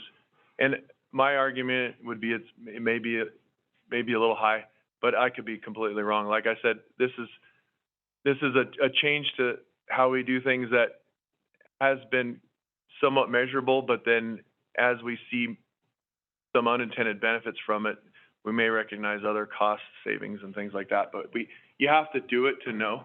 You know, you don't know your power bill goes down until you actually replace the LED light bulbs. And so, a lot of this is structured and known, but there are some unknowns that we just have to do it to see. Thank you for the explanation. I appreciate it. I just wondered, What it means. well, why $250,000 appears out of nowhere. Yeah, I have to say one more thing about this too. So, because this is an open system, right? We're not controlling all the variables. So I will try to plug this in. We have 2 captains that go out on a disability. We could see more cost, you know, they're in long-term, you know, they're out for months, you know, a couple of meetings or whatever. We could see higher captain's costs at the time that we're implementing this that has nothing to do with what we implemented. So it's gonna be difficult to control for all the variables while we report out later on. But, you know, half a decade of data and work committees has shown us that, you know, we have recognized an opportunity for a collective benefit to the organization. And based on historical data, this amount is what seems to, in all likelihood, work for this fiscal year. Yes, so that's based off of a 50% rank for rank. We looked at, last time, I think Gabe did it, was back in 2021. So we just redid the analytics on that, with the current pay scale, to kind of figure out where we were, and that's 50%. So it's kind of in the middle where versus going 100% on all rank for rank. But again, it is and the reason why it's separated out is just because it was a placeholder. And so that's why we have it separated out versus the overall overtime request. But yes. And 50% would equate to, you know, we've got 5 captains, 5 engineers on shift, so 50% would equate to filling in rank 2.5, but right now, first BC, first captain, first engineer is less than 50%, but like I said, there's too many variables, didn't wanna underfund, didn't wanna create an environment where we artificially said it didn't work because we didn't budget for it properly. And last point on this for me is just that this is not the logistics on who to put where. This is on how to fund the program if it's implemented. Correct. As we move through the fiscal year. So, okay. Page 31. Page 32. And page 33. Page 33, line item 7060. Outside professional services, 4% of ambulance revenue. We plugged in there $92,000. That number, is that the number that we're paying for the service, or is that the net revenue we would gain from it after we pay? This is the percent, so our contract with A&B is 4% of revenue collected. So that's how we factor in the revenue calculation, is based off of cash that we're collecting from ambulance. And so it's 4% off of that number. And again, the reason why it's holding flat is just because we did hold that ambulance revenue flat from last year. Okay. That's the first calculation I could do on my own without your help. 2.3 million. There's only like 10,000 calculations in here. Okay, 4. Page 35. I have a question, I'm not sure what page it fits on, but at our last meeting, we approved the second position in training for 6 months. Mm-hmm. So I was curious how that cost is being accounted for. So it's my understanding, it's a carryover of savings from my unfilled position this year, and then the next year's budget proposal reflects funding that position at the division chief level. Wait a minute, so you're carrying, we're carrying the money forward from this year, so it's not in the 24 budget? There's no additional cost in next year's budget to do the dual position. There is, but it's not programmed in the next year's budget because we haven't filled my position for 8-9 months now that I vacated. So there's those dollars to carry to cover the shadowing position. those dollars went into the bank basically, and now we're using those dollars to pay for that. Yeah. So technically, we're not having to increase next year's budget to accommodate it. We're just recognizing savings from this year. All right. Okay. Page 36. And page 37.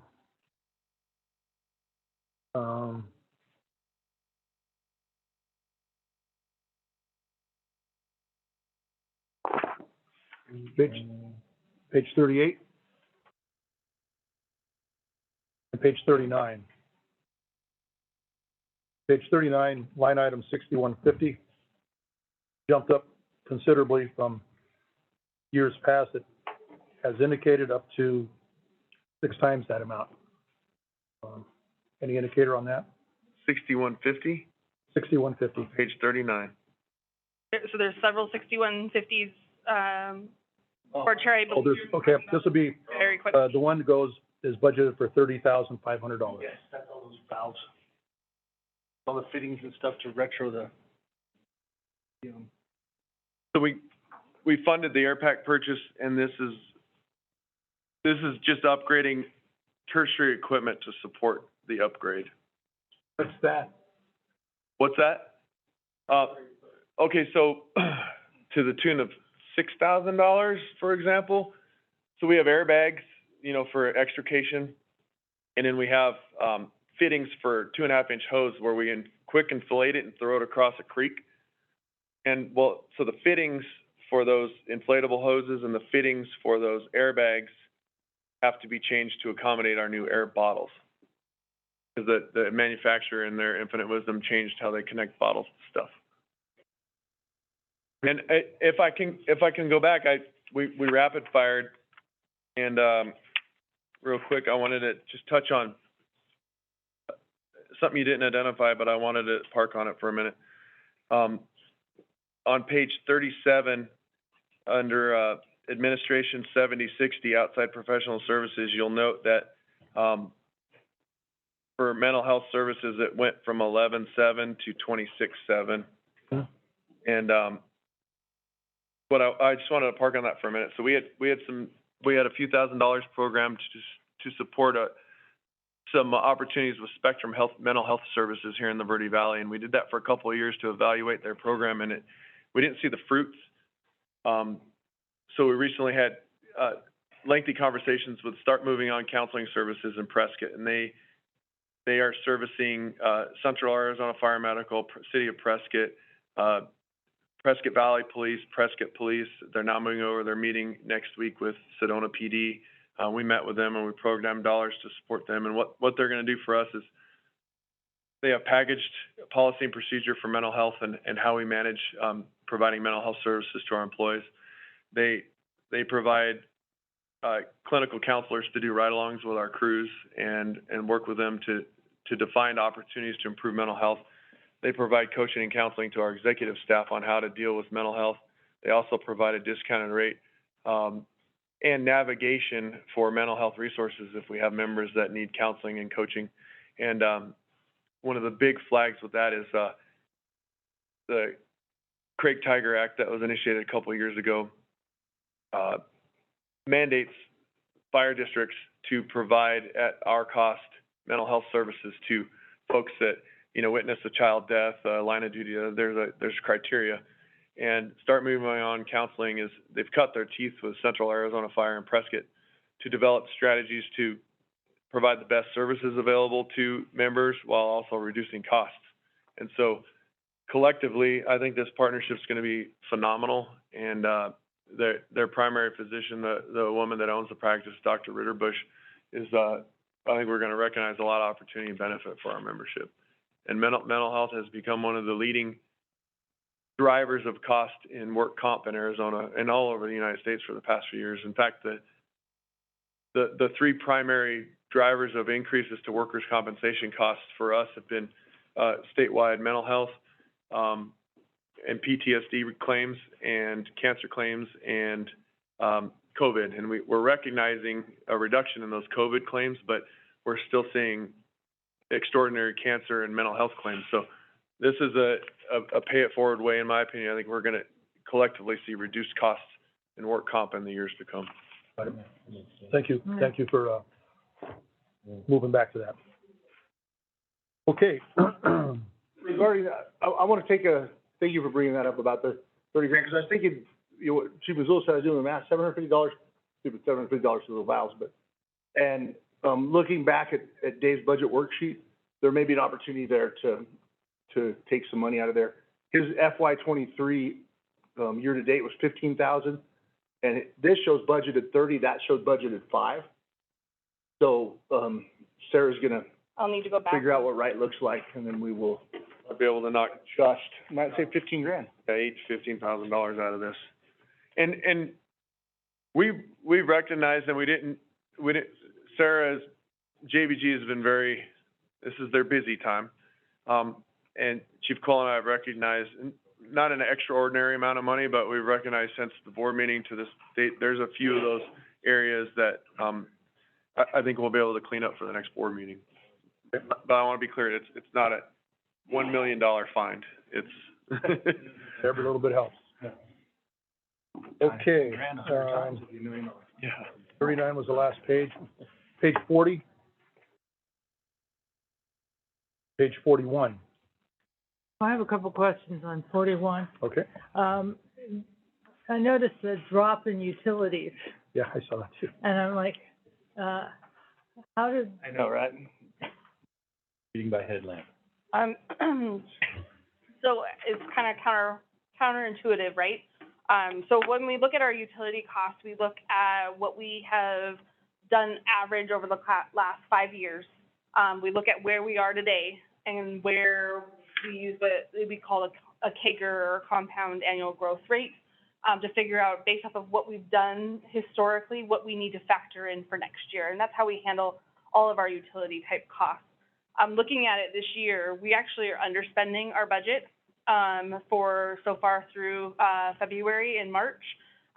So looking at that based off of our trends, it's actually where we could find some savings to be more in line with what we're actually spending, with a great growth rate on top of what we. Well, and we don't, I wish, I don't know if there's a way to measure it. I don't know what I'm trying to say. I know what I'm trying to say. So Battalion Chief Lukowski's manages facilities, and we've been swapping to LED light bulbs. You've approved budgets to improve air conditioning handling systems and stations, which reduce costs. And I have a gut that has impacted our utility spending, but I don't have any proof. Oh, the higher tier AC units is most definitely Yeah. a cause. And so it's been between 143 and 154 over the last 3 years, but as Sarah pointed out, there was those higher years before we started that transition that kept our 5-year average up near that, whatever it was, 200 grand or something like that before, 195. And so now that we're getting more recent use, or consistent use that shows that it's had that positive impact, we were able to lower it. So it wasn't just a 1-year thing. It wasn't, unfortunately, it wasn't like we figured out how to reduce our electric bill by that much in a year. There's a lot of cost that went into. well, in the same spirit, I see you majorly reduced your station and janitorial supplies. So Tyler Wu. that's the air conditioning That's system. Wu 30. That's Wu, Tyler Wu. We have a firefighter that during COVID, we couldn't get spray bottles, and that guy found a company in Arizona that he just ran with it and upended our janitorial supply costs. And we also Go went up Tyler. in COVID, and so like, we're spending $40,000 a year on janitorial supplies. And that was from getting them onesie twosies from all over the world. Yeah. And, so we're starting to, Great. be on the backside of the Bravo. Clorox debacle. Well, and that speaks to our employee group, and not everybody's everything, but we have these unique souls that, like, I would have never guessed a firefighter was gonna champion janitorial supplies, but he was just given a mission and killed it. And I could tell that story 50 times over with different things that our folks have done where they get excited about a project and then they attack it. And it's fun to watch. You know, to follow up with what Helen mentions, though, and what Chief Quill mentioned, with those Fire Station 3, with their updated and their air conditioning system with all the mini splits, if there's a reduction, it's because of the technology involved with that. it goes in line with our fuel costs going down. The fact of the matter is, most of our fleet is relatively newer, and we have the technology's increased. We're probably using less fuel.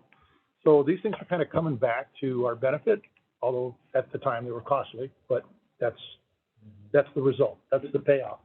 Chairman, so we actually talked to Buzz this morning, we're gonna implement, or start at Station 3 as the pilot, but where they can't take the air conditioning down below 72 degrees, during the bedrooms, because you notice you guys keeping the bedrooms really cold, and that was a contribute, just kidding, D-Ray. Yeah. He's about to start. He's like, oh. It was too. Was it too obvious?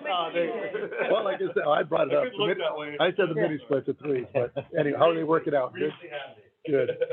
Senator McNeil, I just want to mention, so where we are to date on going back to utilities real quick, we annualize out what we've spent so far, what we're looking at for fiscal year 23, we're looking at $170,000 on utilities. So we're way below the budget of what we had for this year, and we think that we're pretty confident that we can hit that number for next year. And same thing with station and janitorial. Thank you. All righty. And the building R&M, while we're talking about it, Yeah. up because the opposite reason, couldn't get any work done during COVID, and now they're playing catch up. I mean, I think it is up on the final number. Is that right?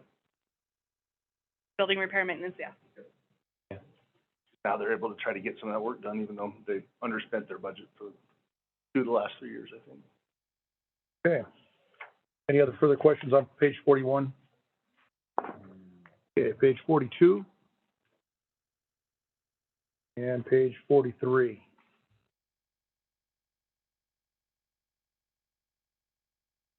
Page 44. And on page 45.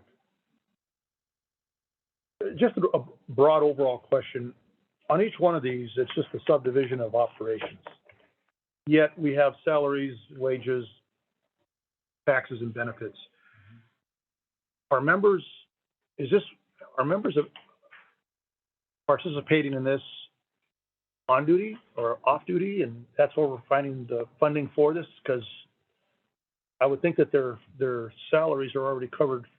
If they're doing it on duty, and Sarah can explain the factor they use, but if we ask them to report just in hours, like the amount of hours it takes to administer a program, and then Sarah applies a factor to it to account for those, kind of that mix that you said of people doing certain stuff on duty and off duty and when they need coverage. So, Sarah.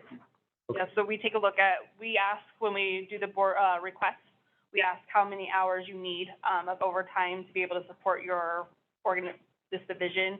And then utilizing those hours and what those hours are for, we then factor in what the new rate is based off of whatever COLA or anything else that we've planned in, as well as the fully loaded benefit costs on top of that. And is that broken down into rank? I mean, or is it just a general middle of the road? General, it depends on the area. So it's, most of the ones for these special ops are more generalized. So they don't break out how many hours they need for each rank. So we utilize the hours, and then we do like an average for our ranks. And we've trended on the saving side rather than going over budget. Okay. Like Wildland, for example, the salaries and wages, the overtime for deployment, we would have to do a look back to tell you, to break it to captain, firefighter, engineer, because we don't know who's signing up for the trucks until they sign up. So we would have to tell you end of year, hey, here's what it costs for captain, firefighter, engineer to go out, because we just don't know. Fortunately, once you aggregate all that, numbers seem to work out Yeah. really well, even though one program may be underrepresented in firefighter and then one may have. Right. Okay. That was 44 and 45. Page 46 and 47. I was happy to see we had some monies towards line item 6210 for Firewise. 20th year. Cleanup, I guess. 20th year. Okay, 48 and 49.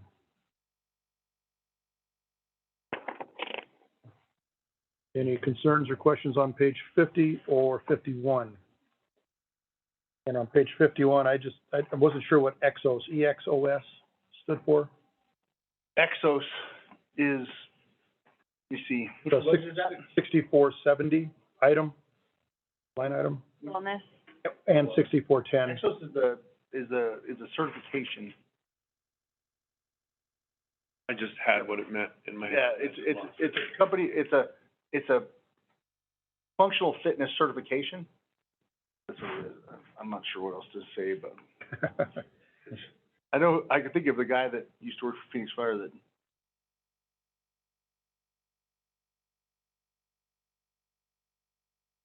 their website says, personalized guidance across body and mind, our holistic team-driven approach. So it's in a training category, right? Yeah, training related, Wellness. Yeah, it's, under wellness. so it basically is to send, I can't remember if it's Cooper who's doing this. There's one of the individuals to the training on how to teach them how to teach functional fitness stuff. So if we see that we're, getting back injuries, more knees, then how can they do the training in the weight room so it more, accurately represents what they're gonna do. That's in the field. So that's what the functional part of it is. So it's to train people to, I'm not saying this very well. Well, so, Train the trainer. Train the trainer? Yeah, train the trainer, but I was trying to figure, like, But the it's functional like- fitness part, I'm not saying very yeah, well. so if you overly simplify fitness, and for my demographic, and I would argue some of you, weightlifting meant you put weights on a bar and just move it up and down or left and right, and until you get stronger. Well, this course is more specific to, this is the motion you make when you pull a ceiling. This is the motion you make when you move a hose, and associating exercises to the things that we do. And That's what EXOS does. yes. Okay, all right. And this is one of those tertiary things where, Securus and other workers' compensation pools, as they develop,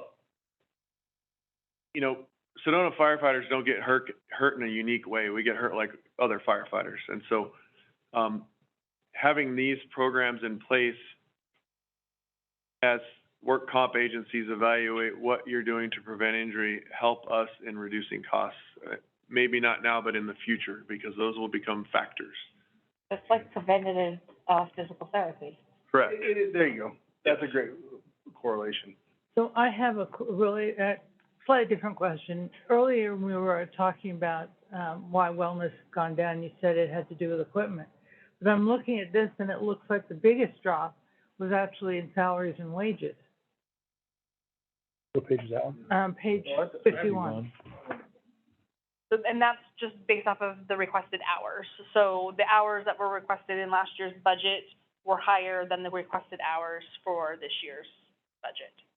Oh, so it wasn't the treadmill replacement plan for the, That's what's driving the repair and maintenance costs, the materials and supplies costs down for wellness. But there is a savings because of the overtime. That could be because of the distribution of shift representatives and a few other. That's all over from each year. It seems like a lot. Correct. let's see, which, look at the budget right now, the budget worksheet, Sarah, what category? Why the one? So wellness, let me get it real quick. On page 51, the very first entries for salary and wages. So the hours requested were 75 hours for FMS screening, new fitness rollouts, and training. Yeah, and before they had, I'd have to look at last year's budget. Well, it goes from 16,000 to 3,000. Essentially. Well, yeah. Yeah, that's a big drop. and I feel like that's right. I'm looking at the thing that Jordan submitted for that, and it's reflective of the same information. So it wasn't, That's gonna fall into line with what you project for this yep. budget year. He had one more document I was gonna look at, but yeah, I'll keep going. If I need, It just seems strange when we're putting so much emphasis on wellness, that's dropping. I don't believe that it is anything other than them doing more of it on duty and how they're delivering it and being, Getting more. I'm certain that actually that the emphasis on it hasn't dropped. Matter of fact, Jordan, as we've been looking at these, training position and other opportunities, we've talked extensively about wellness and how to continue to look for ways to reduce our workman's compensation costs by reducing injuries through enhancing our wellness program. Well, I mean, I'm always great for saving money, but this is the one Yeah. that Well, you save money to spend money in that case, right? Because if you yeah. guys aren't healthy, then they're more apt to get injured and. And we'll just keep an eye on this to see. Chief, I didn't know if maybe it was also a mixture of doing more during work hours so the overtime, the salaries and wages on all of those special ops is really just overtime. If they were already on shift, that would be captured in the regular ops group. So this is just overtime. So if there's more work that's being done in wellness, just as their regular scheduled hours working that, then that would be part of the 202 division, not the 216. And then just to confirm, the hours requested last year was 200 hours. So that's the difference why the wages. So now that they have trained the trainers on each one of the shifts, that's probably the large part of it. Oh, thank you. Thank you. Oh, it's worth checking on, look at it. Okay, on page 52 and 53. We're getting into fleet. Page 54 and 55.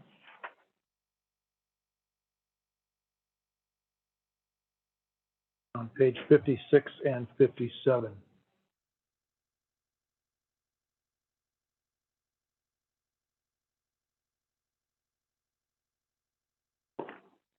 Page 58 and 59.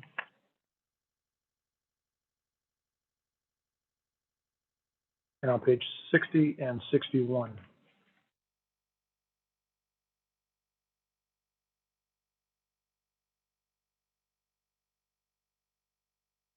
You know, on page 61, on line item 6,200, we had a bit of a jump for equipment and I guess that's repair and maintenance services. Yes. Yeah, we did. For the plotter, that's the plotter one?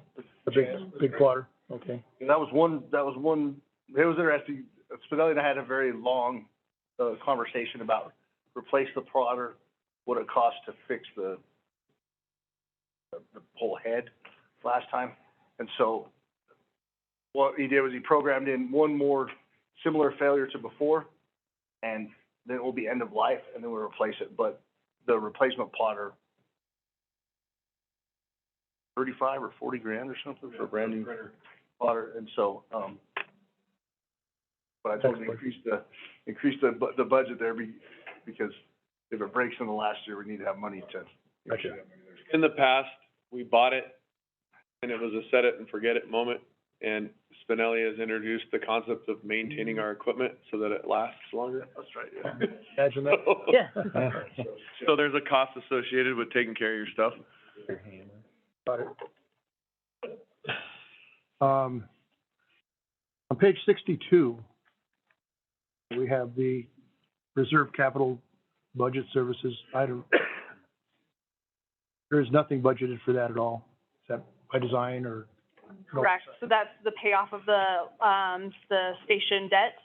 So we pay that off in fiscal year 2023, although we potentially might have new debt coming on with any of the remodel things that we're doing. I hope to present to you debt for this year, which means Station 4. That would come from the capital, it's part of the capital plan, not Gotcha. anything. Not an oversight. Okay, the next couple of pages gives us more of our capital improvement plan. And if I look at page 63, everything up to now we've completed, we've purchased, we've attained. Is that correct? Okay. Except IT infrastructure. I mean, that's something. Right, that's an ongoing thing. But for 2024, it looks like we're looking at some funding for Station 4, Station 5, and then the IT infrastructure, and as well as Station 3 site improvements,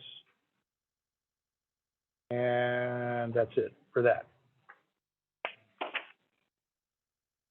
On page 64, looks like we're looking for to re-chassis, ambulance 542. And is this purchase of a new water tender 531 for 250? Is that what that is? Yes, and I wanted to, so specific to our vehicle replacement schedule, this capital plan aligns with industry recommended standards on mileage, years of use, so on and so forth. I made a decision not to alter this, but I want to be crystal clear.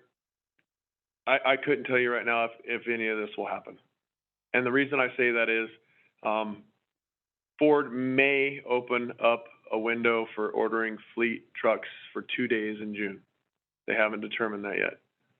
So that right there would wreck our opportunity to reach as an ambulance for the year. And Chevy we have if you go down the list, we have a telecom vehicle program. Bob Motz's vehicle is 200,000 miles and over 10 years old, and wear and tear and associated needs describing replacement. Chevy is considering fleet options in September, possibly. So while we will do our due diligence to meet this prescribed schedule, there are some things out of our control. And I spoke with the dealer reps that we have relationships with, and we've established a very honest two-way communication stream. And both Chevy and Ford flat out told me that they're making the Denali's and the King's Ranches and all that and getting their profit margin. And at the corporate level, they have less of an interest in meeting the needs of smaller fleet purchases. So there's government fleet, there's commercial fleet, and then there's the consumer market. The consumer market's taking priority. And then the commercial fleet is Arizona Public Service. It's a large construction company where they order 50 F-250s. Ford still has an interest in meeting those demands, but fire districts want 1 or 2 at a time. So I've had some conversations with fire chiefs about, hey, let's forecast needs and go to them with a 10 truck order, if we can get 5 fire districts together. And so I'm working on that. But our ambulance manufacturer met with him 2 weeks ago, and I said, what's it looking? And he just laughed in my face. He had 2 chassis available for the Western region right now. Yeah, so we will make every effort to stick to our capital vehicle replacement plan, so in 5 years we don't have 50 vehicles that are dead in the parking lot, but we may not be able to order them. Oh, we had a budget for them. Yes, and we'll have every intent. So with that said, the following page 65, the only one that caught my eye was a community risk management camper. Yeah, and so a shell. So Just a shell for the truck? So Kirk has managed, as he gets comfortable in his job, has managed to be a collector of devices. And we currently have a flat bed cover, and it is not ideal for the work of fire investigation, inspection, and community risk reduction. So I've got that highlighted actually on my copy to remove from this budget. We had a vehicle we didn't buy this year. We were able to purchase those campers already. So I didn't catch that between that and this. Well, that is. It's gone. Okay. It's camper shells. We're not buying a camper for Dory. Yeah, the CRR camper, CRM camper, I read it as camper shell because I knew what it meant, but now that you say that, I'm like, oh my gosh. And show me where we can get a camper for 10 grand. Yeah, that's what I wanted. That's a West Coast thing. Yeah. About tonneau covers or shells or. Campa. A campa. Any other questions on page 65? 66? So, my question is, what's the yellow? Oh. So that's, Empty. yeah, so that's, we have designated capital expenses, and you can see it in the overall telecom. But like I spoke to the Juniper router switches that last board meeting and how they sent us the wrong power supplies. We know the list of stuff we need to do, and unless I'm mistaken, we didn't assign the already budgeted capital dollars to specific tasks, because we may want the Juniper routers and we got them, but now we were waiting on power supply. So then when this radio group comes out in 2 weeks and identifies, we can do this station, this station, this station, it may not, we could say we need 5 of these, they're saying, no, we need 3 this year, so that Will you go to the debt services page? yeah. So, there was, Kim, would you go up to where debt services was towards the top, please? All right, one down, and you're there. So, last year when we got we're preparing for last year's budget, anticipating to give the Pegasus report, that IT infrastructure was what we anticipated all of those different disparate parts to cost if we funded it before we got the report. I think it was 10 million over 10 years is what we said. And so that was with interest and everything. So all of those individual parts are on there. When they get done now with the actual, now that we've got that Pegasus plan, when they get done actually saying, all right, here's your as-built on what exists. Here's what you need to do. This is how much it's gonna cost. We wanna do it switches this year, routers next year, antennas next year, or do we wanna put it all together and then service the debt over the, the life cycle of the equipment? That's what we have to figure out. That's why we wiped all that stuff, because it wasn't representative of what we're gonna spend. But so instead, we tried to show it here, so we didn't lose track of the fact that we need to spend that money. It's just, don't know how we're gonna do it yet. So that IT infrastructure is what this long list is primarily on page 66. It is fixed mountaintop sites, which is the stuff that we removed. And that's why there's still some stuff in the IT list that's not for fixed mountaintop sites. All right. Well, having your own radio system is expensive. And there's nobody else that'll do it for you, unless you wanna spend more money. yeah, and we're gonna work on this year about getting all the HVAC. Those systems should be monitored. They should, they should have monitoring that doesn't require the power to be on, so they can't be monitored through the regular way you would, an internet camera or whatever, because power goes out, you could lose that. So that'd be something that runs off 4G or whatever. And then alternating duplexing HVAC units, so they take turns going first to run, and then if there's an issue, one of them can't keep up and you reach a certain set point, they both come on, and then it alarms. So just that part of it costs way more than cooling the same space. Oh, and you need to cool it all the time, and you need to cool it even when the outside temperature is 10 below, which regular heat pump units don't work when the outside temperature is very cold. So you have to buy specialized units, and that's just one component of it all. Not to mention the generators, everything else. I know if we could piggyback on people and do it that way and just pay them a fee. And that's what, there are companies out there that will replace and maintain our radio infrastructure, sans the battery packs and the air conditioners and the generators, so we still have that. And then the particular company that can install and maintain our system, all the technicians are Phoenix-based. So the practicality of that versus, yes. So with that said, this last page, page 67 of 67, is a review of the ones we just, that completes our review of this budget. Want any closing statements for anything? Okay, Chief? No, sir, I want to tell you how much I appreciate this open dialogue. With all the rules around meeting with the board, and although I get to meet with you individually, having this collective is beneficial to me. And I hope that you all picked up something out of the process, and I understand the direction from the board, and I will work with staff and our groups to bring a tightened product to the next board meeting. Okay, any other comments from the board? And as a result of the meeting, direction from the board would be to continue in our fine tuning this draft that we have with those corrections that we identified. Also move forward with the negotiations with labor as we described, and we look forward to seeing those various items that affect the budget, so that we can review that. And I think that is everything that we need to give direction to the chief. Forward. And with that said, this meeting is adjourned. Thank you all for the work. Thank you.